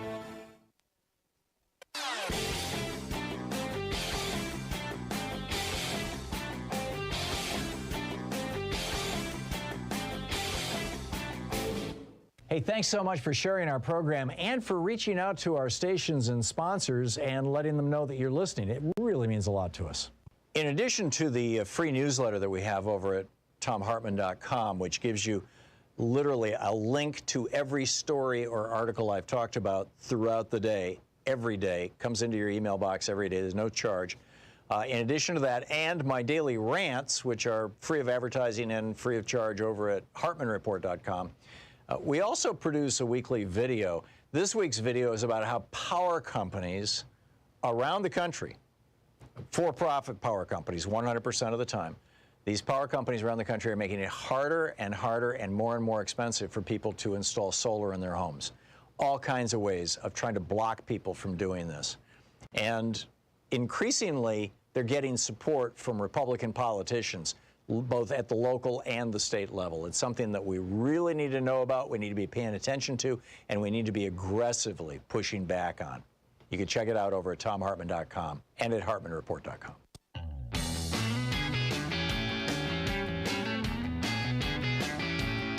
And welcome back. Thom Hartmann here with you and Kathy in Madison, Wisconsin. Hey, Kathy, what's on your mind? Hey, Tom, I've been engaged in a debate with one of the anti-vax, anti-mask, Trump won the election kind of folks, and these people are seriously disturbed. They're getting information out of this website called BitChute. It's like a dump site for any old conspiracy theory. Anybody can post, and they believe verbatim what anybody posts there. Yeah. I don't know how we get around it. All I know is I'm sick to death of these people. They're killing us. They're causing all kinds of problems, and it extends well beyond just what's going on, well, which is enough, with the vaccine and COVID and the Delta variant and the Lambda and the Delta Plus. Did you see what Phil Murphy said? Coming at us. Phil Murphy's the governor of New Jersey. Yesterday there was a clip of one of the red state governors who was being dressed, I believe it was Asa Hutchinson, who was being dressed down by anti-vaxxers, and he just kind of backed off from them. But when they tried it in New Jersey, the Democrat, Phil Murphy, he says, these folks back there, they've lost their minds. You've lost your minds. You are the ultimate knuckleheads. And because what you're saying and standing for, people are losing their lives. People are losing their lives. You have to know that. Look in the mirror. I mean, he's just calling them out, and that's, by the way, that's over at the top of Democratic Underground right now. And that's what we've got to do, Kathy. I just don't think that we can let this craziness go on any longer. Kathy, thank you for the call. Teresa in Asheville, North Carolina. Hey, Teresa, what's up?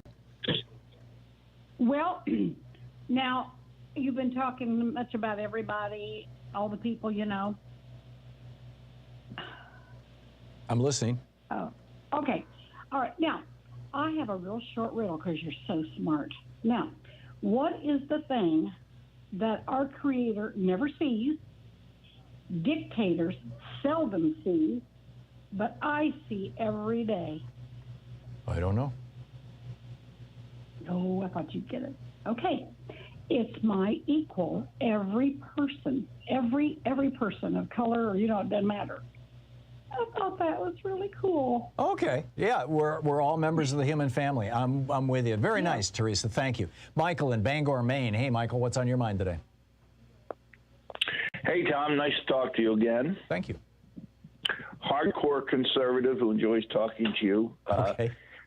I was listening to you and Dean Baker, and I also listened to your initial conversation about neoliberalism. Mm-hmm. I think being an economics, I am in a neoliberalism with a dash of Austrian market. Well, neoliberalism, grew out of Hayek. It's correct, and von Mises. Correct. Yes, and then it went to Friedman in the United States and the Chicago School. Yep. And at some point, it went off the rails. And I'll say this just so that we can get into the conversation quickly. We, as conservative economists or students of economy and of Hayek and Friedman, never imagined governmental intimacy with corporations in terms of subsidies and that sort of thing. It's a direct contradiction of the concepts of free market and opening everything to the competition of the market. So I think you and I can agree that if you're going to subsidize people on welfare, that's a price that society has to pay. It's going to result in deficit spending because you're getting no value back. Unless you pay for it with taxes. Correct. But then taxes are also a depletion on the ability of the market to flourish because you're taking away the distribution of power to spend. If that's the case, then why was it that during the 40s, 50s, 60s, 70s, and the first few years of the 80s, when the top tax rate was between 74 and 92%, we had the strongest economic growth in the history of the United States? Because you also had the ability to deduct so much of that. Deductions have to be played into that. It's not the tax rate. We did not see billionaires popping up. There were literally no billionaires during the Reagan administration. They started popping up around in the 90s. I mean, billionaires are a relatively, and I get it. A certain amount of that is the result of inflation. But this mind-boggling wealth. You've got Jeff Bezos and the 5 Walton heirs combined have more wealth than some like half the rest of the planet. It's just, this did not happen when high taxes were acting as a stabilizer on the economy. When your income went over $3 million a year, you started getting hit with a 74% tax rate. Right. Here's what I'll say about that. The unique flaw in the neoliberalism thought process was, and I'm a supporter of it, okay, was the concept of globalization. Yeah. I agree. I agree. I absolutely agree. But let me just ask you another question here, Michael. It was a fascinating conversation, by the way. The way that I look at this is that you can drive an economy in one of two directions. You can drive an economy in a way that gives most of the power of the economy and therefore most of the benefits of the economy to the ownership class, basically to the capital class, which is what neoliberalism does. Or you can drive an economy in a way that gives not necessarily most, but much of the power or more power to the worker class, which is what FDR and LBJ did and is the way our economy was running from 1933 to 1981. And it's, rich people were still rich, and rich people were still getting rich. They just weren't getting fabulously rich because, working class people were, we saw a greater growth in the American middle class during that 30, 40-year period than ever before in history. And the only thing that comes close to it is what China has done since we moved all our factories over there. Isn't there something to be said for shifting power to labor, to bringing back labor unions? Not without suffering the horrible deficits that come from government coercion, because it won't happen naturally. Deficits have nothing to do with how much companies pay their employees. That's taxes. No. I didn't say I wasn't talking about monetary or fiscal deficits. I was talking about the limitations on society. If the only way that you're going to have labor have the same power as ownership is by government coercion. It doesn't happen in any other way. Everything is government coercion, Michael. You can't create a corporation without going to a state secretary of state and filing your papers. No, I agree with government that. Look, establishes the rules of the game of capitalism. Not wanting to sound too much like an old fart, but when I was growing up in the 1950s and early 60s in South Lansing, Michigan, I was living in a neighborhood of single family, but 2 and 3 bedroom houses with 1 bathroom, and I mean, my dad bought the house for $13,000 in 1956, and it's probably worth $80,000 now, and the neighborhood that I was in, I knew on my block, there's probably 20, 30 houses on our block. I knew 3 people who had summer homes up in northern Michigan, up in the woods. They were all working at General Motors. I only knew there was one house, where a guy was a dentist, and he was the only professional in the entire neighborhood. Everybody else was blue collar, and they took vacations. They had new cars. They had summer homes. All that is gone now because labor got wiped out by neoliberalism and Reaganism. How is that good? By the way, we have 15 seconds here. We're going to hit a break.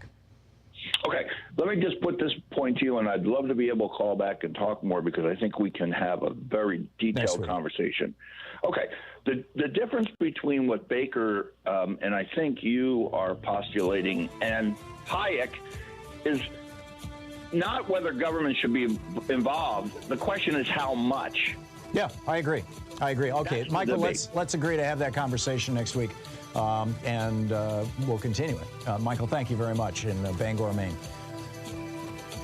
Always fascinating to talk with conservatives. We'll be right back.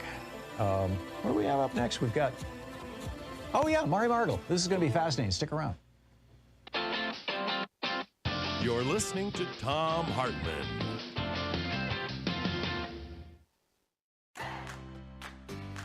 These companies support the Thom Hartmann Program. They are HelloFresh, the #1 delivery service. More information at HelloFresh.com, code TOM. CB Distillery for sleeping and pain relief. More info at cbdistillery.com, code TOM. Dinovite, only the best all-natural pet supplements. More info at dinovite.com. Annie's Kit Clubs, creativity delivered right to your door. More info at annieskitclubs.com/Tom. Wild Alaskan Company, delicious, sustainably sourced seafood delivered right to your door. More information at wildalaskancompany.com/Tom. And Mack Weldon, reinventing men's basics. More info at mackweldon.com/Tom.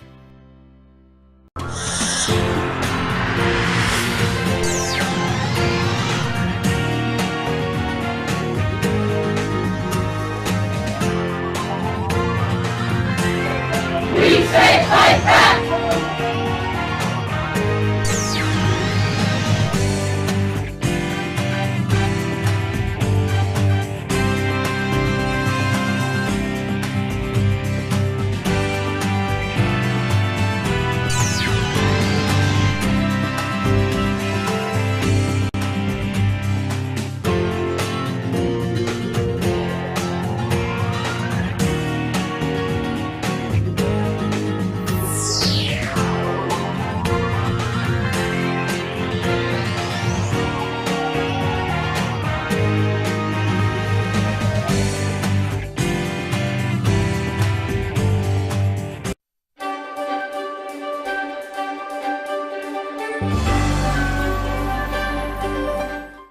Today we're reading from Behold America by Sarah Churchwell, The Entangled History of America First and the American Dream.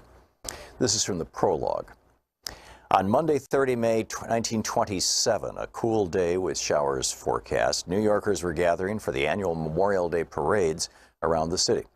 It was only 9 years since the end of the European War, into which America had been so reluctantly drawn, and Europe had suddenly become closer than ever before.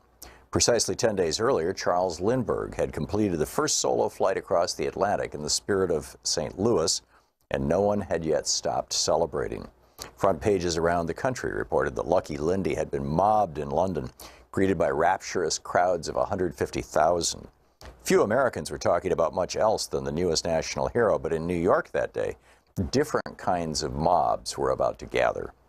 Around 8 a.m., a group of Italian immigrants living in the Bronx set out for the elevated train on their way to Manhattan to join the parade. But they were not going to honor the American soldiers who had died in the service of their country. They were supporters of Mussolini, planning to join 400 American fascists who were marching in Manhattan's Memorial Day parade as part of the official fascist movement in the United States. They had been invited by the parade's organizers, to the outrage of many anti-fascists, including Italian nationalists and anarchists who threatened violence if the invitation wasn't rescinded. It wasn't. Like all his fellow fascists intending to march that day, Joseph Carisi was wearing the black shirt uniform, sporting leather boots, jodhpurs, a black cap, and carrying a steel-tipped riding crop. When he stopped to buy a newspaper, Carisi was jumped by two men, stabbed in the neck, and left to die on the sidewalk. Another fascist, Nicholas Amoroso, who was running either to catch up with his group or away from the killers, reports vary, was shot 4 times, once right through the heart. One of the two murdered men had served in the American Army during the Great War. The other with the Italian Army, papers reported. The parade they had meant to join took place without them, a fascist delegation of several hundred that was guarded by police to, quote, avert disorder. After the parade, the American blackshirts returned to their headquarters in the heart of Times Square. There, another of the fascists standing outside was set upon by 3 men. He defended himself with his riding crop as his fellow blackshirts charged out, brandishing clubs and whips, chasing the assailant through the theater traffic in Times Square, who fled as the black-shirted mob tore through the traffic. 100 fascists, reported the New York Times, rushed the attackers. A melee ensued that was quickly dispersed by the police. There was also violence in Brooklyn, where a parade of fascisti marched from the Angelo Rizza Fascista League at 274 Troutman Street in Bushwick. The LA Times reported several hundred men were parading, including 40 or 50 in the black shirt uniform. Fights broke out between supporters and protesters mingling on the sidewalks, and an anti-fascist was found lying on the ground, stabbed in the back. He survived and identified a fascist as his assailant. Accompanied by 30 police reserves to forestall violence, the marchers made their way through Brooklyn, stopping at the Wilson Avenue station, where the fascisti came to attention and gave the fascist salute. They ended at a Roman Catholic church, where the priest blessed them under large American and Italian flags, while the police remained on guard.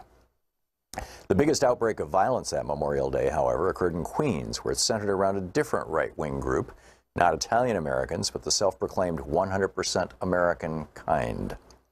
By 1927, the Ku Klux Klan had spread across the United States since its rebirth in Georgia 12 years earlier.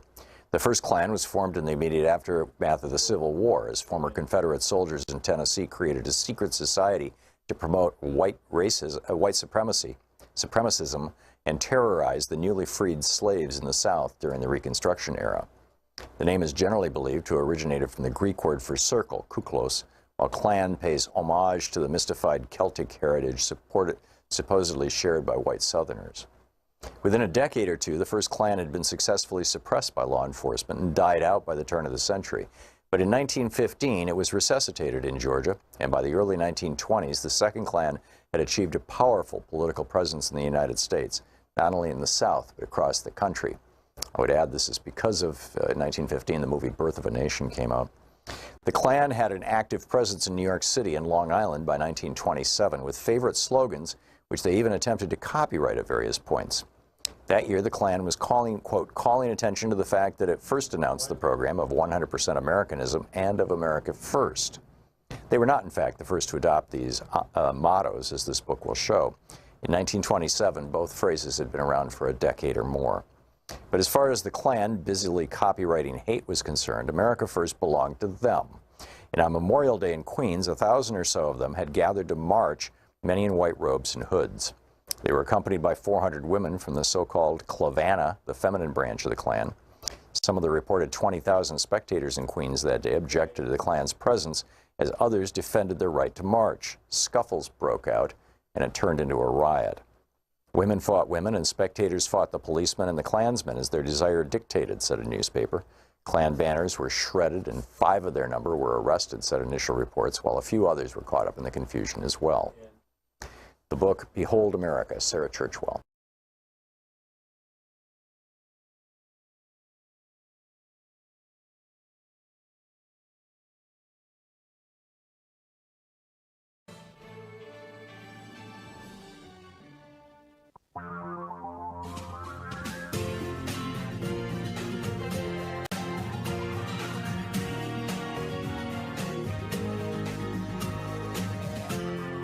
This is the Thom Hartmann Program.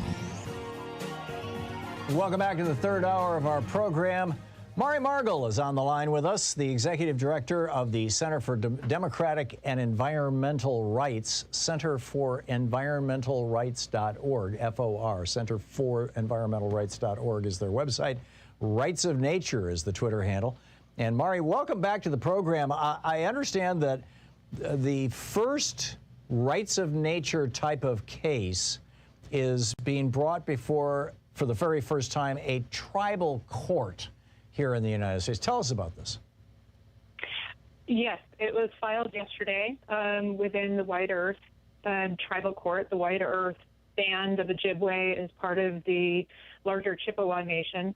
And this is a case brought by Monoman, or wild rice, as well as the tribal government itself and tribal members to enforce their rights of nature, the right to Monoman or wild rice, as well as their treaty rights to hunt, fish, and gather off reservation. So here you have, as a plaintiff, a plant species, the wild rice, bringing a case to enforce its own legal rights. The White Earth Band was the first to establish a law back in 2018 to recognize that a plant species, Monoman, wild rice, has legal rights. And those rights now apply on reservation as well as to those treaty rights off reservation that tribal members hold that were guaranteed by the U.S. government. And they're seeing those rights being infringed upon by the construction of Enbridge Line 3, the tar sands oil pipeline that's running close by and on their treaty lands, which is going to now use 5 billion gallons of water to construct that pipeline, which will obviously have significant impacts on the wild rice, on water, on the habitat, on their right to hunt, fish, and gather on their guaranteed treaty lands. Oh, this is absolutely fascinating. There's so many pieces to this.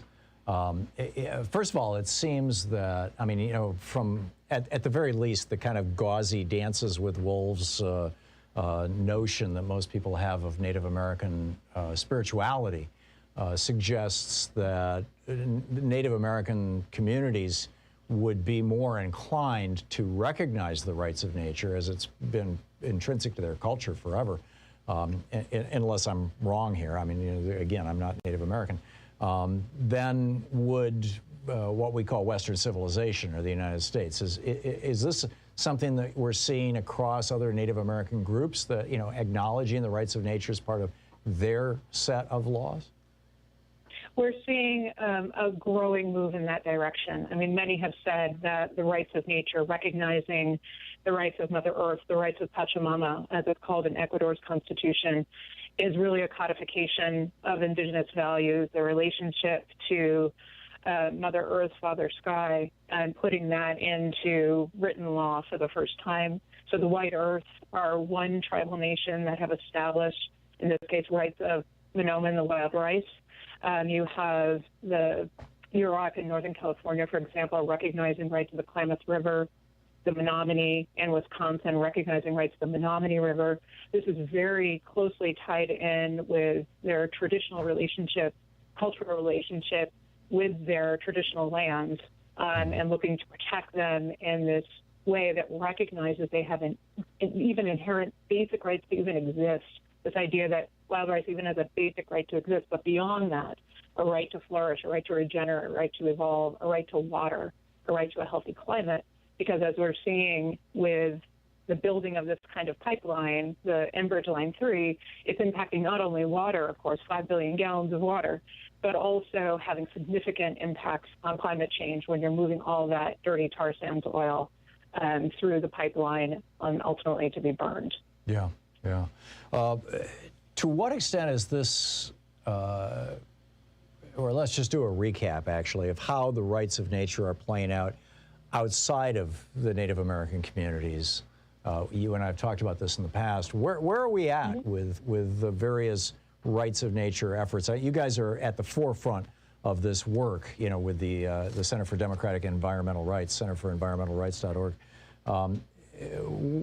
Where are we at, and is this a tool that can be used to deal with climate change? I mean, it's going to be 106 degrees again here in Portland, Oregon, apparently next week. We've got another heat dome coming, and you know, climate change is starting to seriously kick our asses in this country. Yeah, I think that's fair to say. I'm in Spokane, Washington, and we don't go outside today because of the smoke. So climate change is extremely real for us right now. But what we're seeing within the rights of nature movement, both within the United States, with tribal nations, as well as around the world, we have Ecuador now has it in its constitution. We worked on that in 2008. Bolivia, Uganda, Bangladesh, Colombia, India, all of these have national laws as well as court decisions recognizing the rights of nature, including specific ecosystems, including rivers. So we see this growing effort in this direction. Within the United States, the most recent law that was adopted was in Orange County, Florida, on Election Day last November, where the people there established the rights of waterways. And Orange County is now the largest jurisdiction within the United States to establish the rights of nature in law. And earlier this year, they filed the first court case in U.S. courts to enforce those rights. So you have rivers and other waterways enforcing their rights against a proposed development that will destroy waterways, destroy wetlands. So they're defending even the most basic right of nature to exist. So we're seeing a lot of momentum with this case on White Earth, in the Orange County case, and in lawmaking around the world. Am I correct in assuming that this will eventually end up before the U.S. Supreme Court, and that might not be a good thing? We'll see what happens. I mean, there's a growing momentum here. This is really the first time that a tribal court is going to be taking this on. The first hearing date is currently set for August 25th. We'll see what develops from there. But I think it's really important for us to understand, you know, within our own movement, what's happening, that this is a big step forward to have not only jurisdictions, including the White Earth Band of Ojibwe, to establish a law and attempt to enforce that law. That's a big step forward in the development of this movement. I know there's a lot of eyes on this. So we're really looking forward to that day in court and seeing if we can, number one, get an injunction against this pipeline development and against the taking of the water, and to establish off reservation that there are inherent rights of Monoman or wild rights and inherent rights of tribal members to gather the wild rights off reservation on their treaty guaranteed lands. Right. Am I correct in assuming that the position of the pipeline people is, oh yeah, this whole rights of nature thing and the wild rice has rights, that's just a new wedge, a new cudgel that you're using to come after our pipeline that you don't like? Listen, they are taking water, they are polluting, they're doing all these things, and of course contributing in a major way to climate change. And people are simply trying to defend themselves. You have water protectors that are getting arrested along the pipeline route because they're trying to protect water. And you have the corporations' own security people coming and getting involved. So, you know, the world is turned upside down, that we're punishing people who are just trying to protect something as basic as having clean drinking water. Yeah, no, I get it. Things need to turn around fast. Yeah, I'm with you. Mari, real quickly, where do tribal courts exist in the spectrum or the ecosystem of of courts in the United States, state courts, district courts, circuit courts, federal courts, U.S. courts, Supreme Court, all that kind of stuff. To whom do they answer? Where would appeals be heard, for example? Well, here they have, the White Earth Band, the Ojibwe, part of the Chippewa Nation, they're a federally recognized tribe. They're a sovereign nation. They have their own tribal court system. And so this tribal court, under the White Earth governing laws, has both on-reservation and off-reservation. That is, they're established an off-reservation court in order specifically to protect those treaty rights of tribal members to hunt, fish, and gather. And this is the first time that any tribal court is going to be hearing a rights of nature case to enforce those rights both on and off-reservation. And so we'll see how that develops from there. And it's innovative. It's the first time it's going to happen, so we'll see how it plays out. Yeah. Well, Maury, after the hearing in, what did you say, August 25th, I think you said, please let us know how it shakes out, okay? Thank you, Tom. Thank you, Maury. Maury Margil, and with the executive director of the Center for Democratic and Environmental Rights, centerforenvironmentalrights.org. Check it out. Rights of Nature on Twitter. This is the Thom Hartmann Program. And let's get back to discussing the news of the day. I'll pick up your phone calls after the break. We got a great thing here about, is the GOP really upset about masks? Let me tell you about that, too.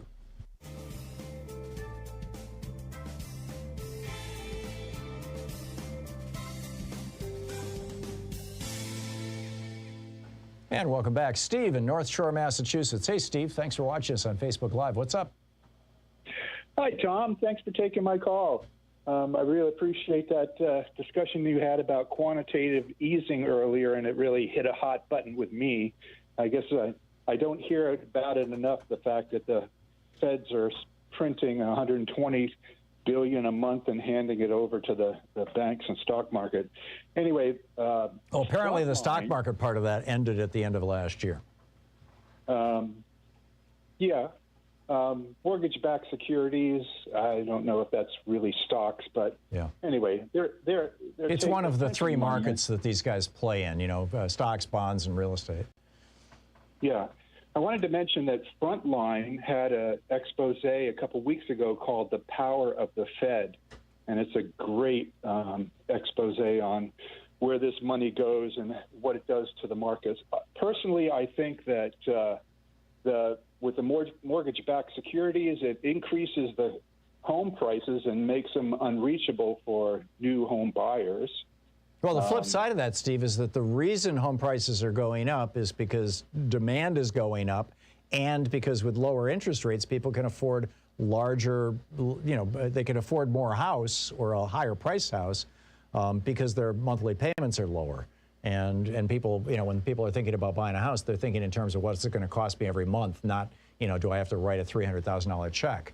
And so, low interest rates are going to drive up housing prices. There's just no way around that.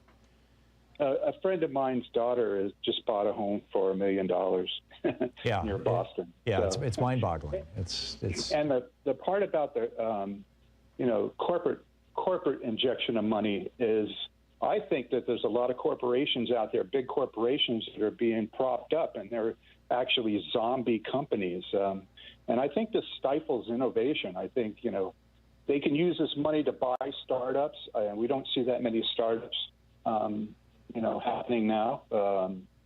I just think it stifles innovation. I just wanted to mention one other thing. Mm-hmm. In the CARES Act, I think it was Steve Mnuchin, I call him Munchkin, had a slush fund of about $600 billion. And most of that money was to be used for the plunge protection team. Now, I was back years ago, I was day trading currencies and that kind of thing. And, you get into fundamentals and technicals and Fibonacci sequences, but, you can just throw that all out the window with the plunge protection team, because as soon as the market starts to dive down, they jump in there and they start to inject money. With federal money, yeah. And it's not a real scenario. I don't think that's how it played out, though. I mean, Mnuchin started out saying, I'm not going to tell you guys where this money goes, and that lasted about 3 weeks. And then the dam broke, and we discovered that the money was, a lot of that money was going to big banks. And of course, Mnuchin is not only a banker, but in my opinion, a criminal banker. He's, one of the guys who was responsible for thousands of people losing their homes in California when he was running that banking organization in California. He was the foreclosure king, was his title. I mean, what people called him. But ultimately, it wasn't going into the stock market, as far as I could tell. It was going actually into corporations, which is arguably just as bad. But we haven't had a good market correction. Yeah. We have not had that, and it's all because of injections. Yeah, probably true. Steve, thank you. It's good talking with you. I appreciate the call. We'll be back. It's 20 minutes past the hour.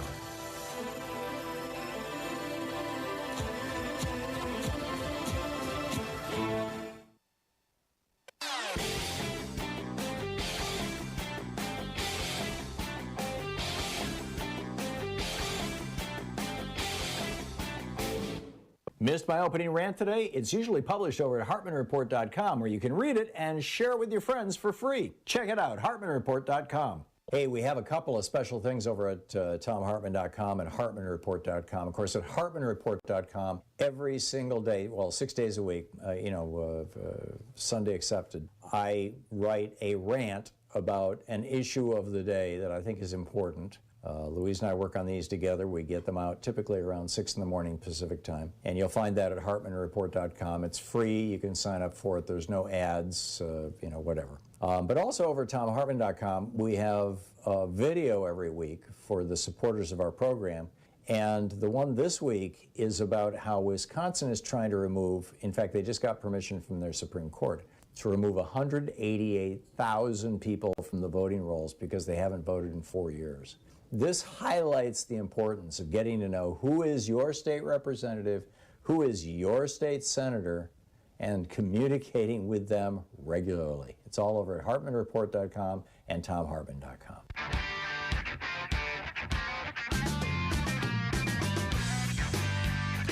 Okay, real quick, I just love this thread. Eric Garland on Twitter. The GOP is not upset about masks. They're upset that they got caught for treason. The GOP is not upset about infrastructure. They're upset that they got caught for treason. They're not upset about Olympic athletes. They're upset that they got caught for treason. The Republicans will be throwing out issues to distract from the hearings and from their plan to murder elected officials and overthrow democracy. Expect to hear about Roe v. Wade, guns, evolution, birth control pills, race, religion, anything to keep from discussing treason. The GOP does not want to discuss treason, and yet it's all that matters until every traitor is held to account. Yeah. Paul in Woodinville, Washington. Hey, Paul, what's on your mind today? Hi, Tom. So last hour you had a caller, I think her name was Cheryl, and she was asking, what is sedition? And and you're reading the by force clauses, and you were saying, they've they have kind of skirted the line. They're coming very close. I mean, it's hard. It's a tough call. And I started thinking, look at, and this point I make when I talk to Ro Khanna, push is going to come to shove with regard to these elections. And my question is, what are we prepared to do about it? And Here's my analogy. Tom, you know what adverse possession is, Tom, with regard to property? I thought it was you're holding property illegally, but I could be wrong. Well, it's kind of in common terms. It's like if I encroach on your property, if I do it for long enough, and you don't say anything about it, we could have a dispute. I'm sorry, we could have a dispute. In fact, I could be the one. You could say, "Hey, you're on my property." I say, "No, this is mine," and I could actually take you to court, and then you could prove, "No, the property line's over there," but the court could rule that, well, he's been using it for this long. For 10 years, it's his. This actually happened to me, Paul. When I was 16, I bought, for $10, I bought a lot up in northern Michigan in a tax auction. And it was just out in the woods. It was a town that had burned down back in 1890 and never got rebuilt. And I just sat on it. I paid the $3 property tax every year for a couple of decades. And then I got a letter from a guy who had a house nearby, and he said, just letting you know, I put a fence on your property 10 years ago. It's now mine. I now own your property. Wow, That's pretty brazen. I got to tell you, when we bought our house in Woodinville in 1996, we thought we bought an acre of land, but we discovered that the neighbors on all sides, of course, except for the street, had encroached, and mostly because it was overgrown much in the back, and part of it was a wetland. And when I started clearing all the overgrowth off, I go, hey, go off our property, go off our property. Okay, so I finally said to my partner, I said, Jill, gosh, we bought an acre of land. It's got to be around here somewhere, right? Where's our property?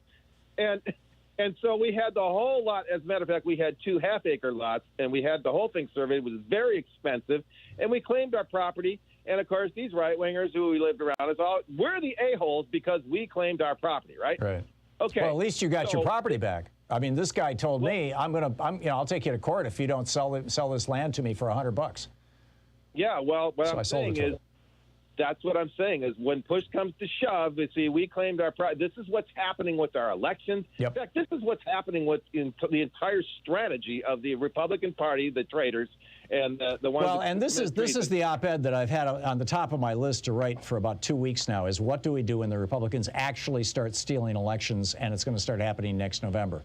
And what is your suggestion, Paul? We have about a minute left here. What should we be doing, in your mind? Well, as I have been testing the limits with people like Rokana, is what are you prepared to? My strategy is to go to a states' rights, and we need to start preparing in the predominantly Democratic states for having the kinds of progressive policies we want, because the Republican states are going to fail. They can steal the election, but they always want to use the government to collect our taxes to subsidize basically their insane. No masks, no vaccines, Florida, Texas. This is what they're doing. We are the maker states. They are the taker states, and they're going to use the federal system to do that. And we need to start doing things like getting rid of that law that says when you have a single-payer system in your state, you lose your Medicare. Right. You lose rights to your Medicare. We got to get rid of that stuff like that. We have to start planning that strategy on a federal level so that we can start. Right. But what do you do? What do you do when a state legislature says we don't believe, the Pennsylvania state legislature says we don't believe that the results in Philadelphia were legitimate. We think there was fraud, so we're just going to throw them out. Yeah, that's the adverse possession fight that I'm talking about. That's what, and I don't have an easy answer, which is why I keep starting and then not finishing this op-ed. If you come up with an idea, Paul, let me know.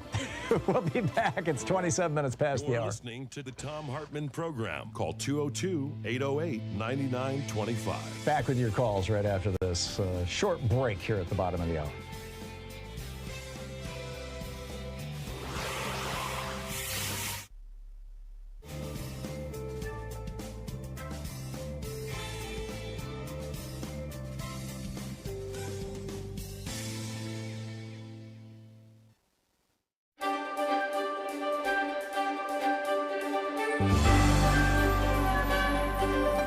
Our book today is Can We All Be Feminists? It's a collection of essays edited by Jane Eric Udori.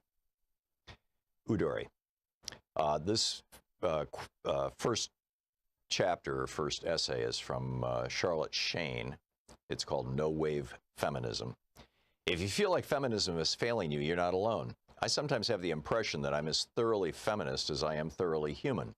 The feminism is as intrinsic to my constitution as my skeleton is to my body. But in my 35 years, I've struggled with or outright rejected feminism on several occasions. First, as an ignorant adolescent, what do women need feminism for if they already got the vote? Then, as a sex worker who saw how regularly and even gleefully feminists stoked the public's long-standing antipathy toward professionally sexual women. And now again, as someone moving even further into the far left, who cannot abide the forms of feminism that embrace and are complicit with the worst aspects of liberalism. The more I learn about the intersecting oppressive forces that continue to shape the Western world, colonialism, patriarchy, capitalism, xenophobia, and racism, and the network of cruel social machinery to which these systems give rise, incarceration, crippling debt, disenfranchisement, deportation, and so on, the less sense it makes to use gender as the primary lens through which to regard human-engineered suffering. Feminism doesn't feel like the sharpest weapon to wield against white supremacy or border policing, for instance. or even the best tool with which to approach basic civic concerns like vibrant schools. That's not because those issues don't impact women. Obviously, they directly and indirectly impact many. But they don't necessarily impact women more or in dramatically different ways than they do men. In other words, the most significant challenges these issues present aren't tethered to one's sex. And so prioritizing gender above other aspects of identity limits one's realm of ethical responses. Here's an example. American prisons often keep female prisoners shackled while they give birth. There are variations on the theme. Some women are shackled during labor, some are unshackled, but then shackled again almost immediately afterward. And almost all are shackled while heavily pregnant. There's some variation of what shackling entails, too. It can mean being cuffed at the wrists or at the ankles, or both, or cuffed to a hospital bed or chained at the waist. Articulating these details makes the sadism even starker. A class-action federal lawsuit in 2017 alleged more than 40 women at the Milwaukee County Jail suffered this horror. It was preceded by lawsuits in 2014 and 2016 against that same jail for similar practice. But the appalling practice is hardly confined to one city or one state. In 2015, New York prisons were found to be shackling prisoners in labor in spite of a state law that made it illegal to do so. And according to a 2016 report by the Prison Birth Project and Prisoners Legal Services of Massachusetts, jails and prisons in Massachusetts were guilty of similar violations. Most feminists probably agree that this is a feminist issue. The topic accordingly receives coverage on feminist websites and sometimes in women's magazines.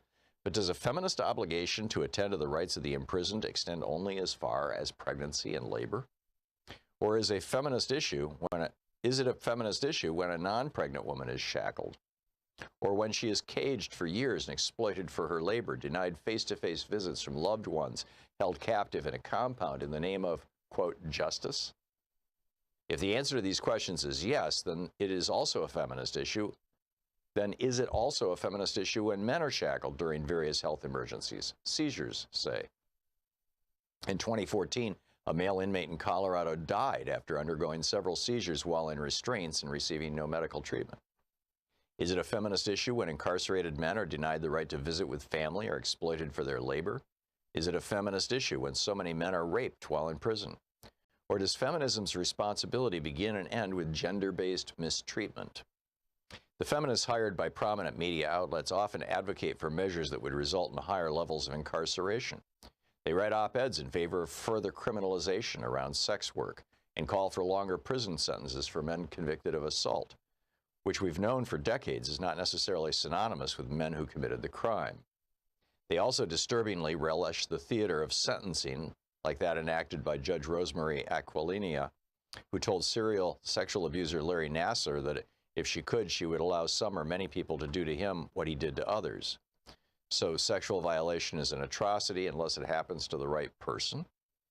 They capitalize on women's justified fear and anger around mistreatment by men to shore up the status quo, to suggest that our current problems are not the result of fundamentally unjust institutions, but rather institutions that are only incidentally sexist. That means that those same institutions could become less so with the right adjustments, like more draconian sentencing for crimes against women, or more female judges. But the prison system is racist and brutal by design, not by accident or mismanagement, just as the court system regularly fails the most vulnerable because it was built to protect the powerful. The challenge of the 21st century is not to demand equal opportunity to participate in the machinery of oppression, revolutionary thinker Angela Davis has written. Rather, it is to identify and dismantle those structures. Yet leveraging our existing legal system for criminalization remains the go-to strategy for most feminists when it comes to dealing with objectionable behavior. The book, Can We All Be Feminists?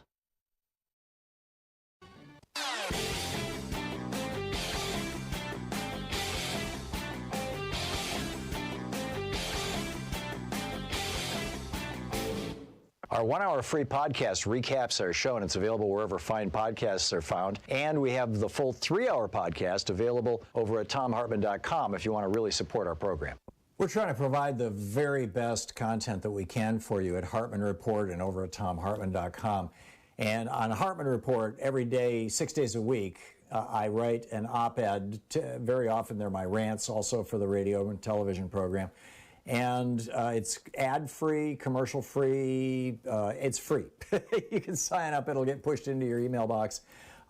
Check it out at hartmanreport.com. And, of course, over at thomhartmann.com, we have our weekly video that we put up every week that, does a deeper dive for people who are members of our program, of thomhartmann.com.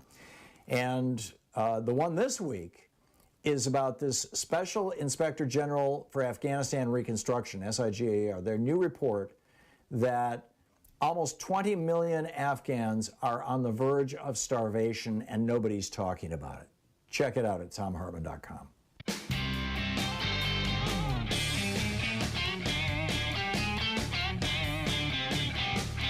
35 minutes past the hour. Welcome back. Thom Hartmann here with you and Colleen in Long Island, New York. Hey, Colleen, what's on your mind today?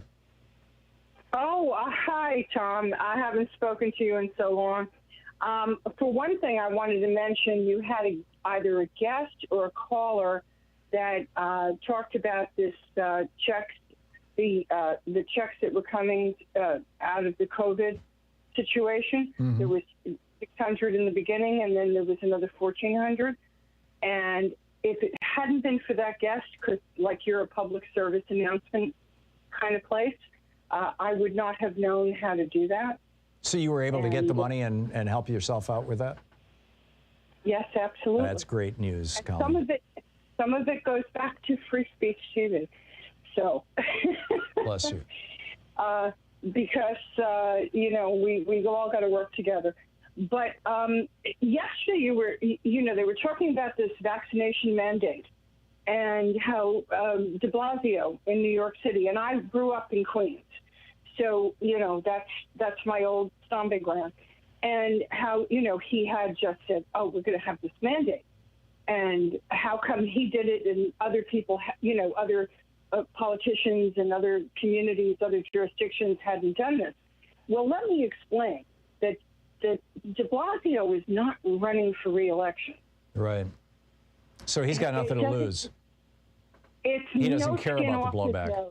Yeah. No, he doesn't. Not at all. I have friends in other countries that call me up and ask me how de Blasio actually became mayor of New York City, because he's not the best mayor that they've ever had. And when I haven't lived there since he's mayor, but I live on Long Island now. But it's no skin off his nose. I mean, it's not like it's going to affect his reelection, because there is no reelection.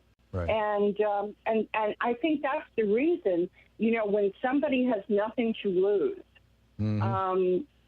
that they're, that's when they, put it all in. Yeah. And which is the one good argument for term limits. But even then, people, even with term limits, there are people who will, sell out to corporate interests in their last year just so that those corporate interests will offer them a good job when they move on.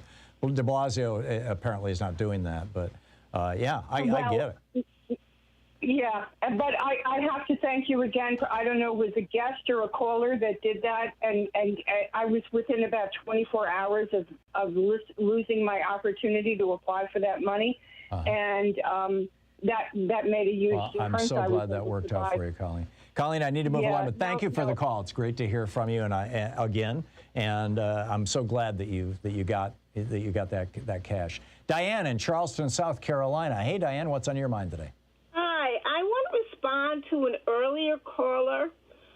He said that giving people money is counterproductive. This was the conservative econ guy at the end of the last hour, Michael. Yes, so I'm going to explain. Maybe, I hope he's listening. First of all, welfare was created for white people during the Depression. Yep. And what they used to get was this little box which had like canned surplus food in it.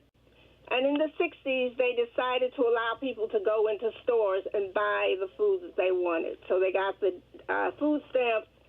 Now they have the EBT cards. Yep. The program helps the farmers because it creates a demand for products which is no longer a great demand, particularly milk and cereal. Yeah, you're right, and that's why it's funded by the Agriculture Department. Right. And if you go into a supermarket in a mixed income area. I grew up in Harlem, which is a mixed income area. We have people on welfare living there, and we had lawyers living there, or have. There is a whole section for people with their EBT cards and the WIC program, the Women, Infants, and Children's program. It creates money for the store owner, and it also creates jobs. If they eliminated these programs, those stores would have to lay off a number of their workers because their income would go down.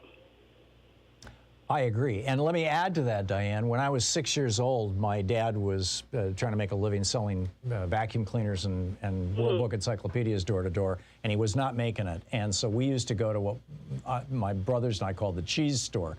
And it was the Michigan, you know, it was surplus milk, there was surplus cheese, there was powdered milk, there was these giant 5-pound blocks of American cheese. There was 25-pound bags of noodles, of macaroni, and I still have a love-hate relationship with macaroni and cheese as a result of that. But it kept us alive. It kept us fed. It kept us, it wasn't the best nutrition in the world, but it kept us going. And that's an important thing, too. Yeah, you're absolutely right. So it does create jobs, and it creates money, and it creates income for people. Yes, absolutely. Very, very well put. Diane, thank you. Thank you very much for that. I appreciate the contribution. Susan in Saratoga Springs, New York. Hey, Susan, what's on your mind? Hi, Tom. How are you? I'm great, but I'll get better. How about you? I'm well, thank you. Good. Thank you. I wanted to ask your advice. I watch Jimmy Dore once in a while. He's good entertainment, and he makes some good points, too, you know, and Aaron Maté. And he made this big story. Well, he's got this theory that the reason housing is going up so quickly, the prices are just like a bubble, is because hedge funds in Wall Street are investing into these multiple properties, rental properties. Yeah, Charles Koch has jumped into residential real estate, as have Chinese investors in a big way. Yeah. So it does make sense to a certain extent. Yeah, it does. And I think that, in fact, I've said on this program numerous times over the years that I think that we should follow the model that a number of other countries have, which is you may not buy real estate in our country if you are not a citizen. Or if you do, there are some very serious constraints on what you can do with that property, to whom you could sell it, and all that, those kind of things. About 10% of all the real estate in the United States is not owned by Americans. And that's mind-boggling when you consider it. And then you've got, you know, like I said, Charles Koch has now moved into the real estate market. And in fact, he's big in rental real estate, which might be why some of the right-wing organizations that he and his friends fund are opposed to extending the eviction moratorium. At least that's being speculated in the media. And these big guys and the hedge funds are jumping into it. I just see hedge funds as parasites. They don't serve any useful purpose other than to make a small number of people who know how to game the system insanely rich.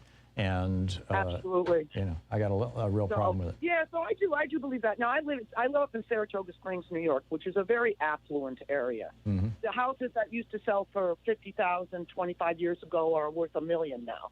The growth is so. New York City people are moving up here, getting out of the city. They want to live, you know, in a country. You know, Skidmore is here. It's a very artsy-fartsy racehorse area. I'm sure you've heard of Saratoga Springs. Oh yeah, I've been there. Actually. I mean, it's incredible that, you know, so many people I know, older people now. I'm retired. I'm 64. I take care of an autistic son. But a lot of us were just getting so pushed out of the housing market. The people lived there all their lives, can't make the rent. You know, because, you know, a lot of them are on Social Security. They got rid of their houses or they lost their houses. And it's scary to think that it could be a way of possibly making almost like a serfdom in our country where, you know, the middle-class people have to pay rent. They have to get their rent. And it's not just happening in New York, Susan. I mean, you know, Louise and I bought a floating home here in Portland about 15 years ago, and it's now worth almost 5 times what we paid for it. It's not ours anymore. I mean, but it's, you know, I saw it went on the market a while ago. And, you know, I mean, just people I know, you know, who bought houses 10, 15 years ago here in Portland for $150,000, $200,000, $250,000. Those houses are now going for $500,000, $600,000, $700,000. It's just, you know, real estate is exploding. That's fueling Wall Street also, you know. But I mean, it's just pushing young working class people. You know, guy who's a plumber. You know. I mean, No, everybody's being pushed out. I'm with you, Susan. I need to move along. Thank you for the call. That you know, very well said. Arthur in Woodlands, Texas. Hey, Arthur, what's on your mind today? Arthur. No, Arthur. Okay, I'm gonna catch Arthur on the other side of this break.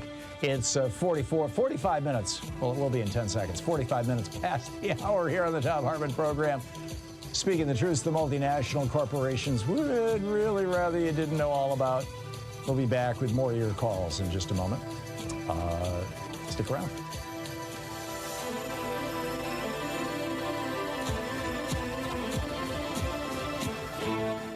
You're listening to Thom Hartmann. Visit thomhartmann.com for audio and video archives. By the way, just FYI, I just got a notice that my new book, The Hidden History of American Healthcare, that the copy that I had ordered just got shipped to Booth. So I think they're out there now.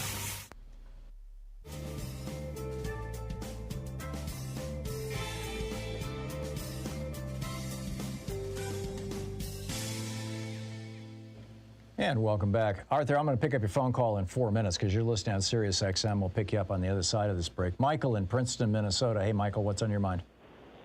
Yeah, Tom, I'm hoping that either you or some of your callers can answer a question for me. I have a friend of mine. His wife works down here at Federal Cartridge, about 30 miles down here in the Twin Cities. They are keeping up their production, and yet we have a Walmart here in Princeton. We have a sports shop north of town, and you can't buy ammo. What I'm curious about, and I've asked my friends this, I said, where is all this ammo going?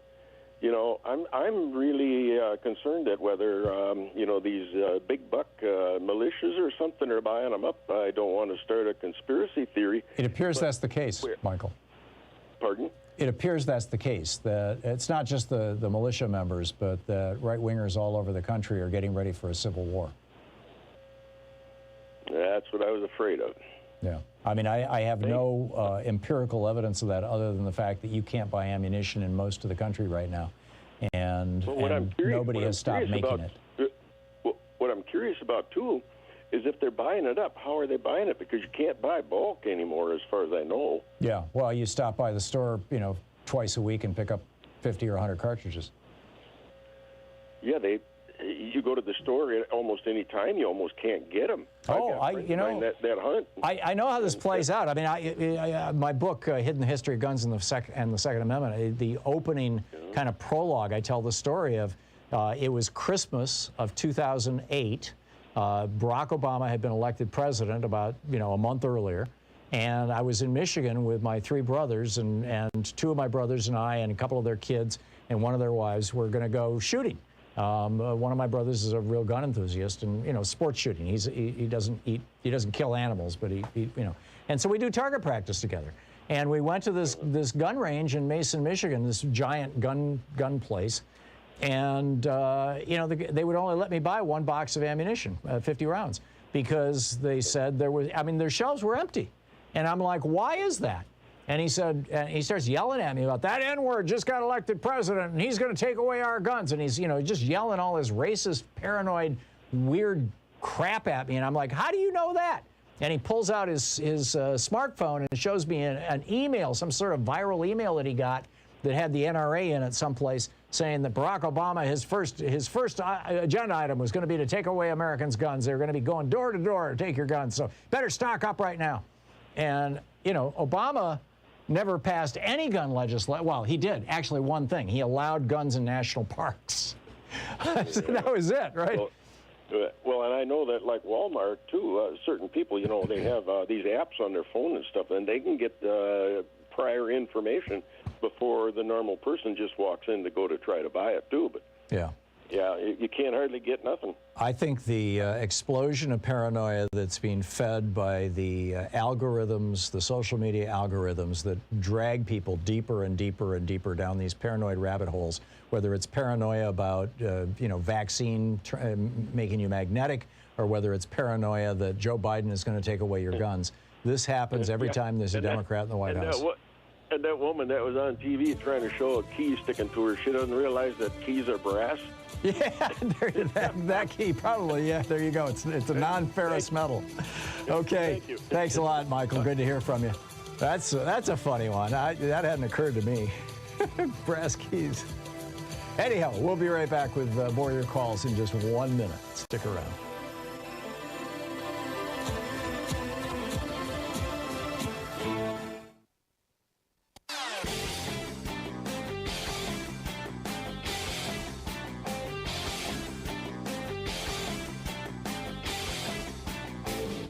Change starts with you. You can be calling your Democratic or Republican representatives to let them know what you think by calling 202-224-3121. It's the Capitol switchboard. It'll get you right through to them. Hey, we have a new video over at ThomHartmann.com. It's about this movement that has, it's being characterized in the media as being just, fringe wackadoodles, crazy people on YouTube, stuff like that, who are talking about how Democrats are torturing children to get the adrenochrome out of them, and Hillary Clinton is eating babies, and the ship in the Suez Canal, and how, the really interesting one now, how if you get the vaccine for COVID that it will change your race. Yes, something that will make white people absolutely hysterical. The problem is, this isn't just the Flat Earth Society. These aren't the people that we used to laugh at. This isn't just a few crazies on the edge. They just had a convention in Oklahoma, a serious convention where they were calling for Democrats to be put in front of a firing squad and shot. You need to check this out. It's over at ThomHartmann.com.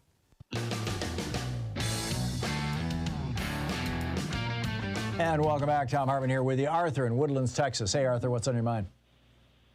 Good afternoon. Hey. Well, I do believe in focusing on good news and remembering that we're all still fed and there's electricity. And just finished the book by Richard Preston that reminds us that they eliminated smallpox in the wild a few years back. Yep, and polio's almost gone.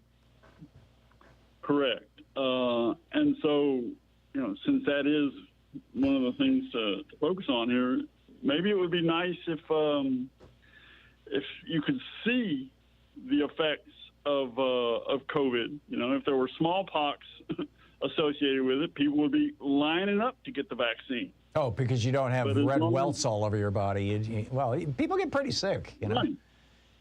Oh yeah, but as long as people are willing to take personal responsibility and say, I don't believe in the vaccine and I don't believe the doctors, right, then they should be willing. We need to have a law that says if you show up at the hospital now that the vaccines have been available, with COVID symptoms, we're not going to treat you. Go home and take some vitamin C.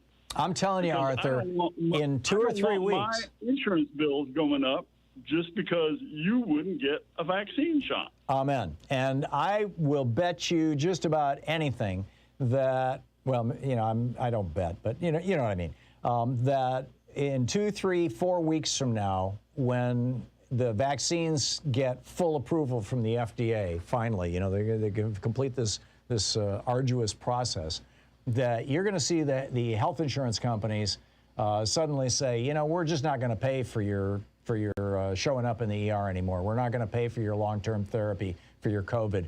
We're not going to pay for the cost of Viagra for the 1/3 of men who get symptomatic COVID and end up with COVID penis and can't get an erection anymore. We're just not going to pay for that. And, I think that's going to change the landscape considerably. Arthur, thank you for that. Mike in Millbridge, Maine. Hey, Mike, what's up? Hi, Tom. How you doing? I'm well. What's up? Well, I wanted to talk about the serious lack of accountability in this country regarding the rich corporations and politicians. And some basic examples, the January 6th insurrection, the Republican politicians that were involved are not being prosecuted at all. No one's going after them. Yeah. I have a feeling Mo Brooks' time in the barrel is coming, but I might be wrong. Who knows?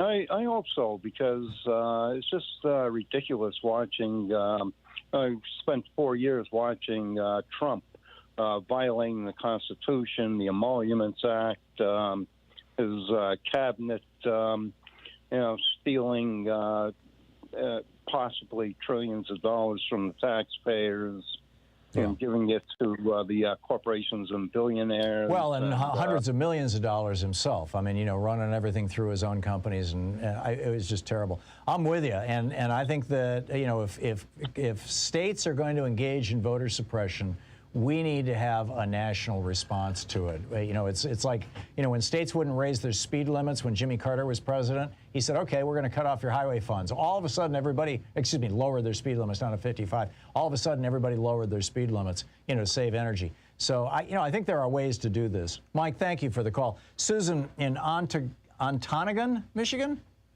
How do you say it? Susan? I don't have Susan. Okay. Well, let's try Jake in Elizabeth, Pennsylvania. Hey, Jake, what's on your mind today? Hi, Mr. Tom. I called to ask you if you had any overarching idea for how we could permanently take back our country from the oligarchs and have we the people rule. We need to get money out of politics, Jake. That's the #1 cancer that's buried in our politics. And it came out of the Supreme Court, of course.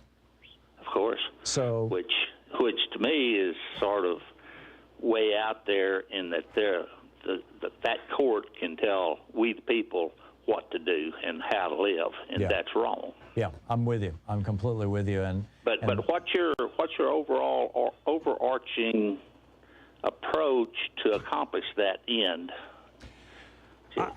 Congress can take a good chunk of this. In fact, the For the People Act has transparency requirements for dark money that has, the right-wing billionaires just absolutely freaking out. So that's a start. Congress can take on the Supreme Court directly. And in fact, Congress could start passing laws that say that the Supreme Court may not rule on this law, or the Supreme Court may not strike down this law unless Congress approves. They actually have that power under Article 3, Section 2.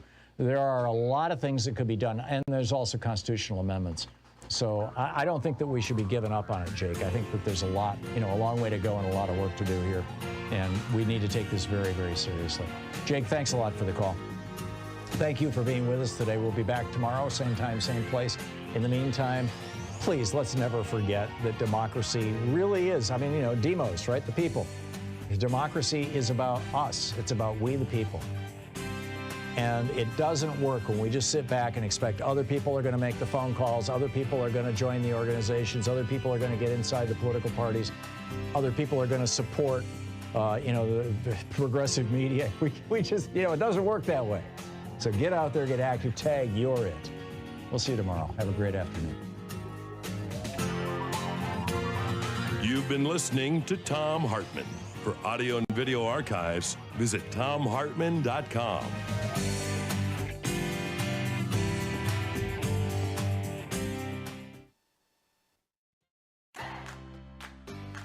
These companies support the Thom Hartmann Program. They are HelloFresh, the #1 meal kit delivery service. More information at hellofresh.com, code TOM.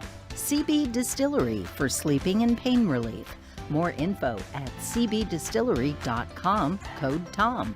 Dinovite, only the best all-natural pet supplements. More info at dinovite.com. Annie's Kit Clubs, creativity delivered right to your door. More info at annieskitclubs.com/Tom. Wild Alaskan Company, delicious, sustainably sourced seafood delivered right to your door. More information at wildalaskancompany.com/Tom. And Mack Weldon, reinventing men's basics. More info at mackweldon.com/Tom.